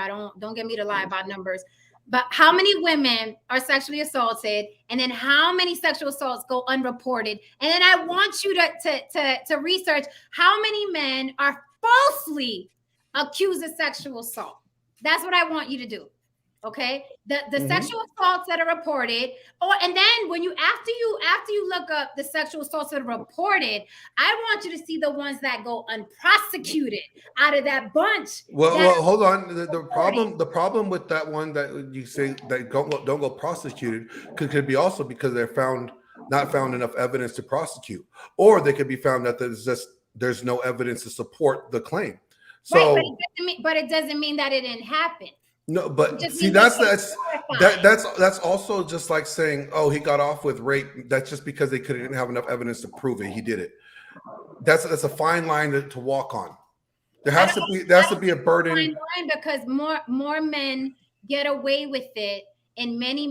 I mean, from Congress, I mean, government, military, police department. Like, men are continuously getting away with this because other men are looking out for them that are in higher positions. Okay. Same thing with abortion. Let's throw out an abortion law, but if my little intern gets pregnant, let's fly her first class so she can cut that baby out of her. It's BS. Like, it's I'm not with abortion law. Like, I'm all for getting rid of double standards. Again, I have no problem with the guy being held responsible if there's an abortion. Just as long as the woman is held responsible equally. There's nothing wrong with asking for that. If we're going to have abortion law that says, hey, it's going to be wrong, then there should be equal punishment on both sides. It takes two to tango. I'm with you on that. Jaden Rocha says abortion is a selfish act, Jen. So is a man abandoning a child and leaving a woman to be a single mother. That is also a very selfish act. Men and women are selfish. That is humanity. Well, okay, I got a question. Let's say a guy gets a girl pregnant, right? Doesn't want nothing to do with the woman, but he'll be there for his child. Mm-hmm. Would that be a selfish act? No, He's abandoned, because a lot of times women get confused that a man abandoning them, but not abandoning the child. Because there's a lot of men that wouldn't mind, that would step up to be a father, but don't want to have nothing to do with the woman. That's fine. I mean, but that's a lot of women like, oh, he doesn't want nothing to do with me, then he doesn't want nothing to do with this child. No, they have to separate the two. He's the one nothing to do with yo ass. He didn't say he had nothing to do with the child, and there's still a demographic there that's not being talked about. You know, because there are guys that wouldn't mind being a father or don't have a problem being a father. That's talked about a lot, like women keeping the child from the dad and stuff a lot. That's talked about a lot. Like, I know women personally who use their child as a pawn against the father. That happens. I got a doctrine, particularly Black people. Abortion is the single most demographically consequential activity for Black people. I'll say this, as far as Black people, and y'all not gonna like this statement, but in many inner cities, New York City, Chicago, LA, Compton, there are a lot of Black people murdering Black people who are already out and alive and breathing. So if your concern is loss of Black life, by all means, go out there and help the people that are already here. It just cracks me up how we have all these problems walking the earth right now that everybody neglects, everybody ignores. These teenagers, 14, 15, 16 years old, are killing each other like animals every weekend in New York, in Chicago, in New Orleans. Every fucking weekend, Black people are killing each other in droves. If your issue is loss of Black life, look there before you worry about adding another person on earth that two people or one person does not want here. Let's stop the hypocrisy and the stupidity, because putting more children on earth is not the answer. The answer is fixing what is already here and what's already fucked up. So if loss of Black life is really your issue, how about we do more outreach? How about we do more donations? How about we take some political money and force these politicians to put the money into these inner cities?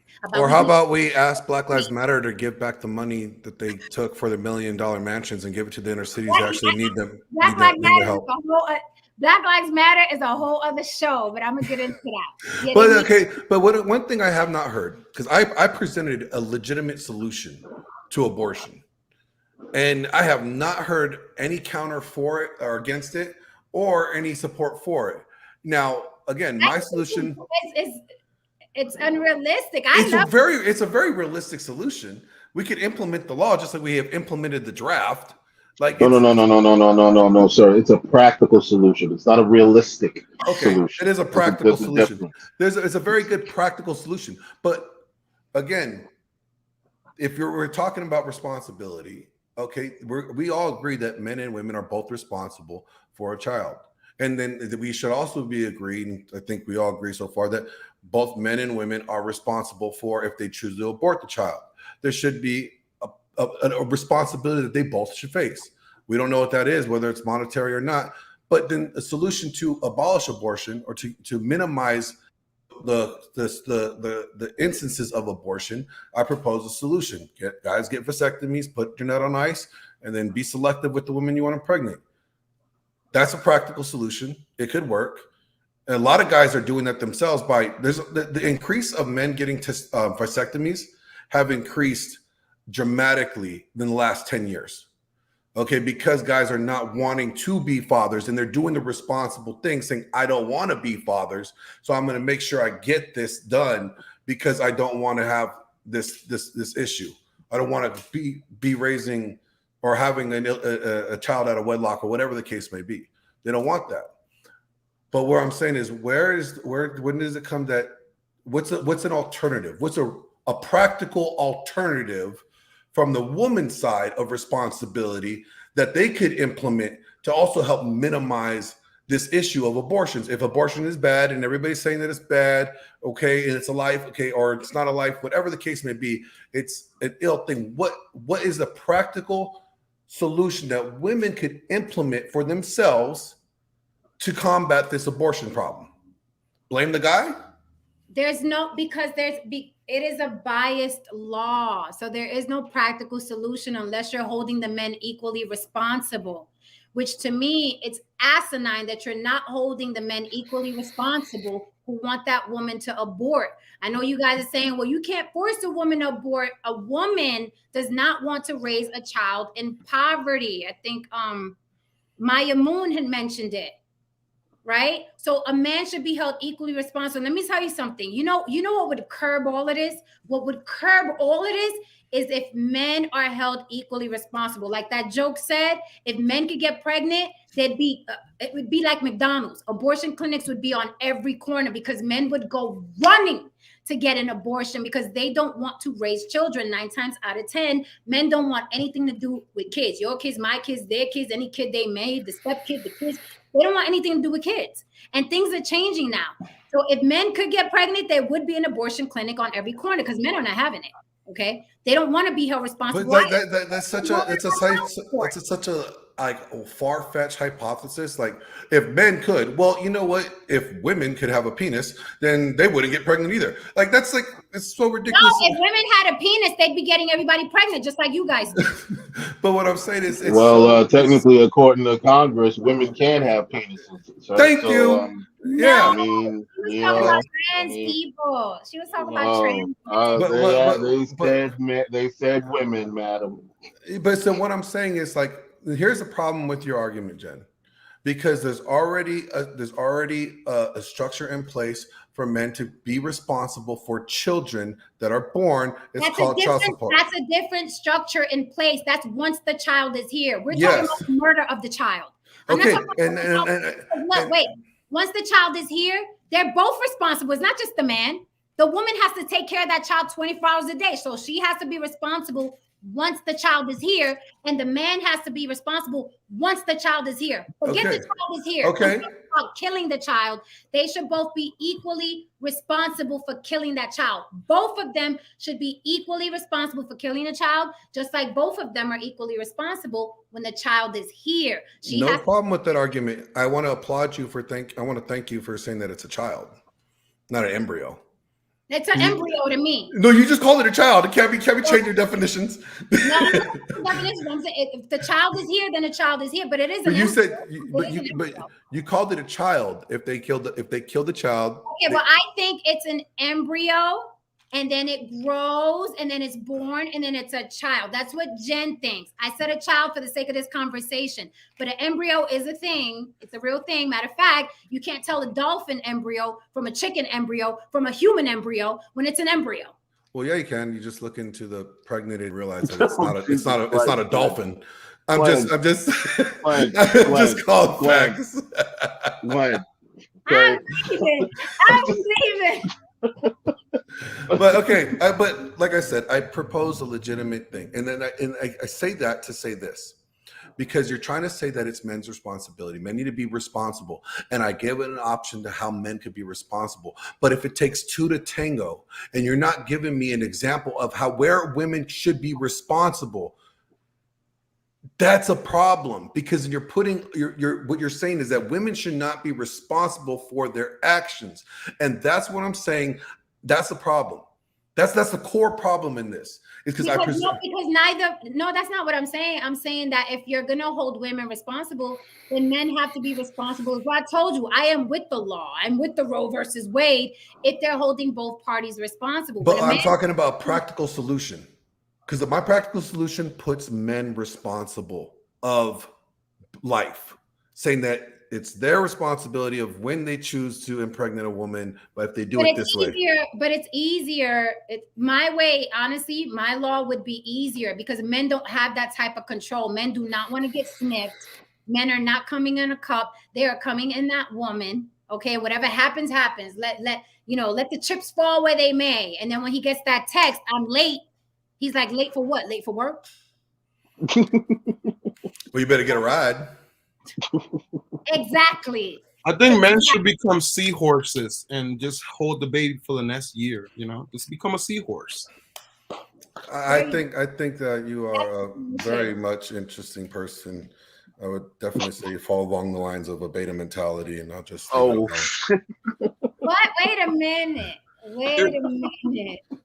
You're caught up on the symbols? You're a symbol-minded person?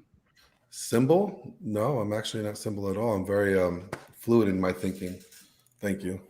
Gender fluid? Which type of fluid? What are we talking about?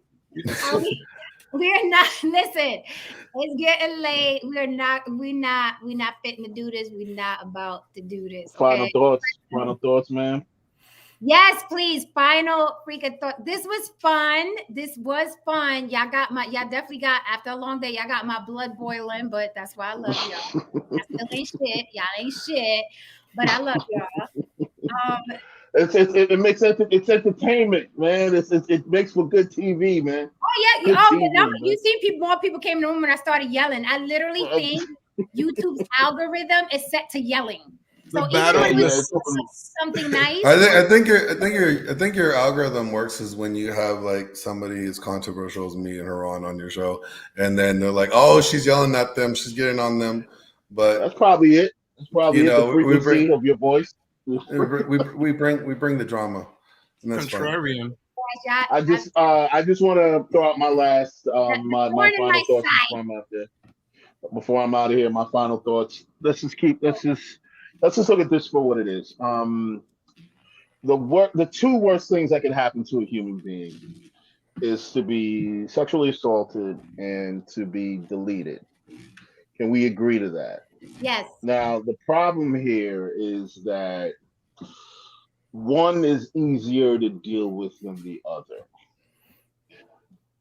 Sexual assault victims are far more difficult to deal with because they're victims who are alive. This person is alive. This person is someone you have to deal with.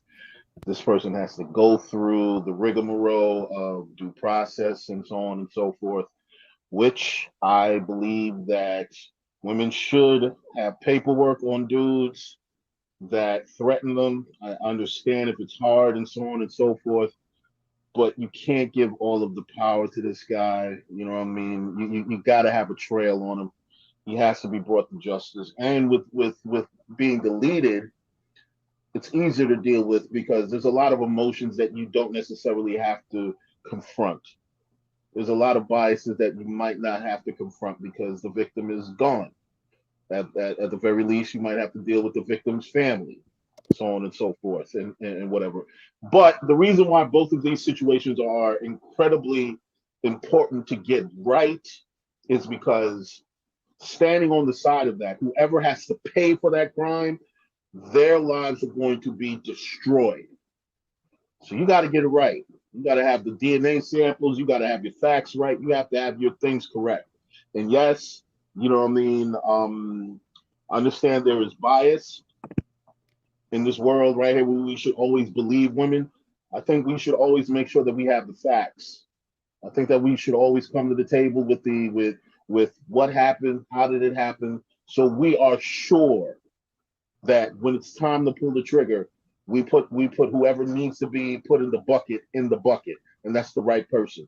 Because yeah, we can sit here and say that you know, you know, most times out of not, the right person is actually put in jail. There's also that margin of error where an innocent person does go down, and we just don't want that to happen, man. That's why we have this particular system. So yes, I see both sides of the argument, but I'm also very much for the fact that women should actually just report this dude. I understand you're fearful of the situation, but you need to have paperwork on the guy so that you know I mean something there's some sort of paper trail and something can actually be done. With that, I'm out. You're gonna have me up until like 3 a.m. It's Friday. Jen is. I had a long day dealing with white people. I just you know I'm tired. You know what I mean? You know I got my white brother over there. I said it was gonna be light, didn't I? I was like, it's gonna be light. We just I got my white brother over here. We tag teaming. It's I'm yelled out. I'm done. I'm finished. I was gonna say, Haran, I thought, you know, when we talk, I start causing you problems, man. I thought like when we talk all day, like chatting, you know, I didn't know I was one of those white people. I didn't know I was one of those white people that messed up your day. You're not one of those white people. Yeah, he was giving me like Puerto Rican vibes. Oh, listen, he's white. First of all, I'm Italian and North African. Get it right. Exactly. We don't care where you are, bro. Different. You know, so he's Italian and anyway, but I say that all to say, Glenn, always great to see you. You know what I mean? You know, pressure. You know what I mean? Have a great night, Jen. As always, it's all love. Y'all be good, man. All right. So I want Jaden. I'm sorry, I dropped that link 100 times tonight. I literally dropped it a few seconds ago, but we done for the night. We talked out. It's late on each coast, so catch the next show. Hit the subscribe and like if y'all still in here. Hit the subscribe and like if you like the show, and please come back. I always have open panels. You guys are more than welcome to come up. Okay, but it is late. I'm sorry. It is late. We got to go. I'm getting final thoughts now. But let me give my little thought. When people say believe the victim, I always think about this 14-year-old Laotian boy. I believe when Jeffrey Dahmer was killing all of those men, there was this like I think it was Filipino or Vietnamese kid that he managed to escape from Jeffrey Dahmer. He ran to a police officer and said, "Hey, this guy, he was butt naked. Hey, this guy's trying to kill me." And you know what the police officer did? Jeffrey said, "No, that's my boyfriend. He's a little high. He's under the influence. Officers, I apologize." And then went back and mutilated his body. So, and I'm pretty sure thousands of stories like that happen with women. You know, you had the case of the Puerto Rican guy that had 3 women in for 30 years in his basement, and it wasn't for a crackhead looking dude that rescued those women. And so I'm just saying it's very vital that women are being raped, that women are being kidnapped, that women are being oppressed in this country. So I'm not a simp. I'm not Mr. Captain Save-A-Ho. I do have a lot of. I do believe women lie. I do believe I've seen cases, but I've seen more cases of women being sexually violated by their family members. From my side, you know, let's say the immigrant aspect is that a lot of times a man will keep a woman as a servant because they could just call their family members in another country and say, well, we could kill you over there, or we could do things like telling your mother that you're not, etc., etc. So there's a lot of control that we're forgetting right now, and I just don't like that Sharia law mentality. If you want women to be under men, go to a Saudi Arabia country. Go to go to those countries that is legal to undermine women, but don't try to push those type of agendas here, because it's like we're not going backwards, bro. I'm out. Happy Friday. It's 12:30. If y'all saying it's 3 a.m., I'm so sorry for you. I know, we're right? in the West Coast, so we Gucci right now. For real. About to go to a bar and look at some white women. So much, Little Pressure. Thank you so much, Little Pressure. Please come back. I love your commentary. You threw the facts in the chat, so thank you for that. You wasn't just a talking head up here. Glenn Lawrence, your final words, sir, before I do next. do. Hit that like, My Fabio. final words is that I'm all for equality, all across the board. I believe in equal rights for everybody. But what comes with equal rights is equal responsibility and equal accountability. And in a lot of the instances, we are negating equal accountability, or we're removing accountability and responsibility from people and from women at times. I'm not looking for Sharia law. I'm not a controlling person. I don't believe in controlling men. I believe that men should have control. And we've already had that discussion. So I think that equality and equal rights for everybody is something that's vital. But what comes with equality is equality across the board. And we're talking about accountability factors here. We're talking about who's responsible and who needs to be held responsible for these things. And if it's something like abortion that both parties are involved in, then both parties should be responsible. But what we're not seeing, and there is many cases that we have women that use an abortion as a means of birth control, and that has to be reined in. I don't know how to do it, but if we're going to say that men need to be responsible of pregnancy, that's great. Then fine, get them snipped. I already gave a solution. But there has to be a practical solution that we could implement either in our culture, in ourselves, with our own personal lives, or in our government that protects lives across the board. And we can't negate what life is less valuable than the other life. Life is life. It's valuable. A woman's life is valuable just as much as a man's life is valuable, just as much as a child's life is valuable. And we can't pick and choose when a life is less valuable than the other, because then that makes us authoritarian.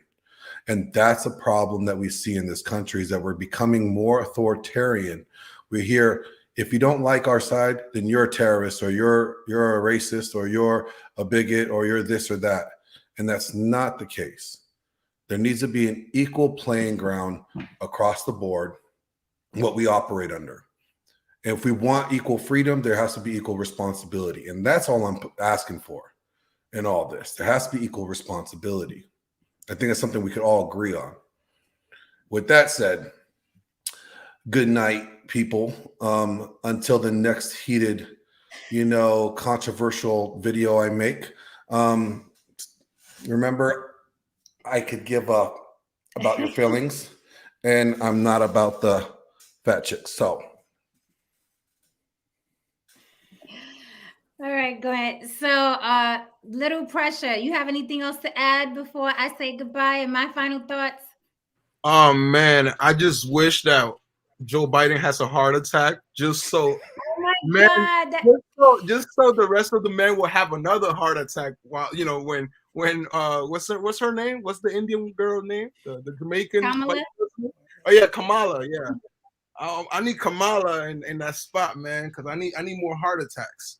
So I'm just praying for 2022 Joe Biden.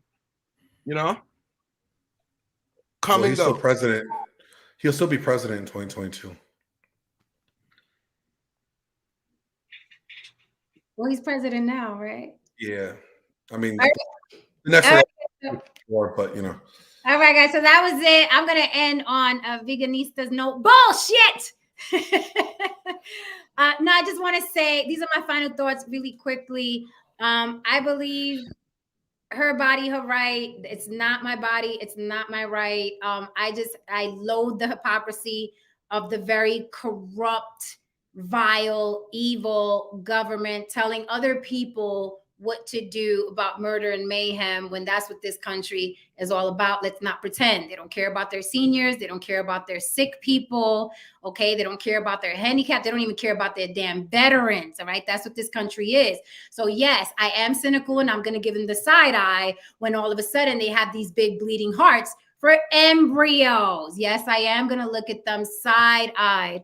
I would also like people to be this hell-bent and this passionate about people that are alive and here and breathing. If loss of life is your issue, there are many people on earth right now walking and talking who are losing their lives and are not living well. Okay, there's a whole row of homeless people in California. If your issue is saving lives and helping people, it just makes more sense to me that you help the people that are here. Let women do what the hell they're gonna do. But again, if there has to be a law, if there has to be a Roe versus Wade, I will back it long as men also have to suffer that law. If a man wants a woman to have an abortion, he should fall under that law, same as women are falling under that law, because it's common sense. It takes two people to make a baby. Babies do not come here. It's not immaculate conception. So if she don't want it and she gets in trouble,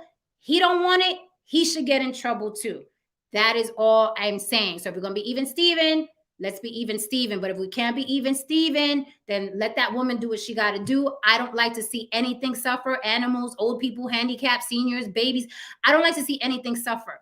And it doesn't make sense to me that you're going to bring an unwanted human being on this planet to suffer poverty, to suffer an absent parent, to suffer neglect. That to me is not, oh, look how moral you are, because at least you didn't kill the baby, but you brought the baby here to suffer. That to me is asinine thinking, is ass backwards. Save the people that are already here before. There's a lot of people on earth right now that need you if you are a bleeding heart. Okay, so with that said, I thank you immensely, Glenn Lawrence, that you always bring good arguments. Thank you to Haran. Thank you to Little Pressure. Thank you to Veganista and all the other beautiful women in the chat that held it down for me. I didn't see all the comments, but I appreciate you being there. I'm going to tell you again, I would love to see women on my panel. It's always a sausage fest. I appreciate my guys, but I would love to see women up here. Por favor. Okay, so with that, I shall bid you adieu. Jaden, Roka, no, you can't say stop, give it up for adoption. Most of these kids end up in foster care going through hell. Okay, adoption is not like, hey, let me go get a cookie. It's not that easy. All right, guys. So anyway, with that said, Jaden, come up next time and I'll let you cam up. Good night. Bye, guys. Hit that like and subscribe on the way out. Glenn, we'll talk in the DMs or over text soon. All right. Good night, guys. Bye.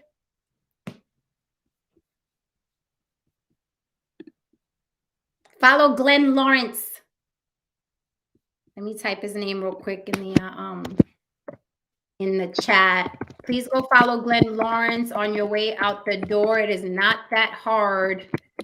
Yeah, don't follow me unless you want your feelings to get hurt.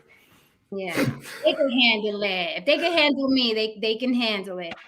All right, guys, I am out. I put Glenn Lawrence's name spelled correctly in the chat. Please go follow this man, support this man. We don't have to agree with everything everybody says to go support.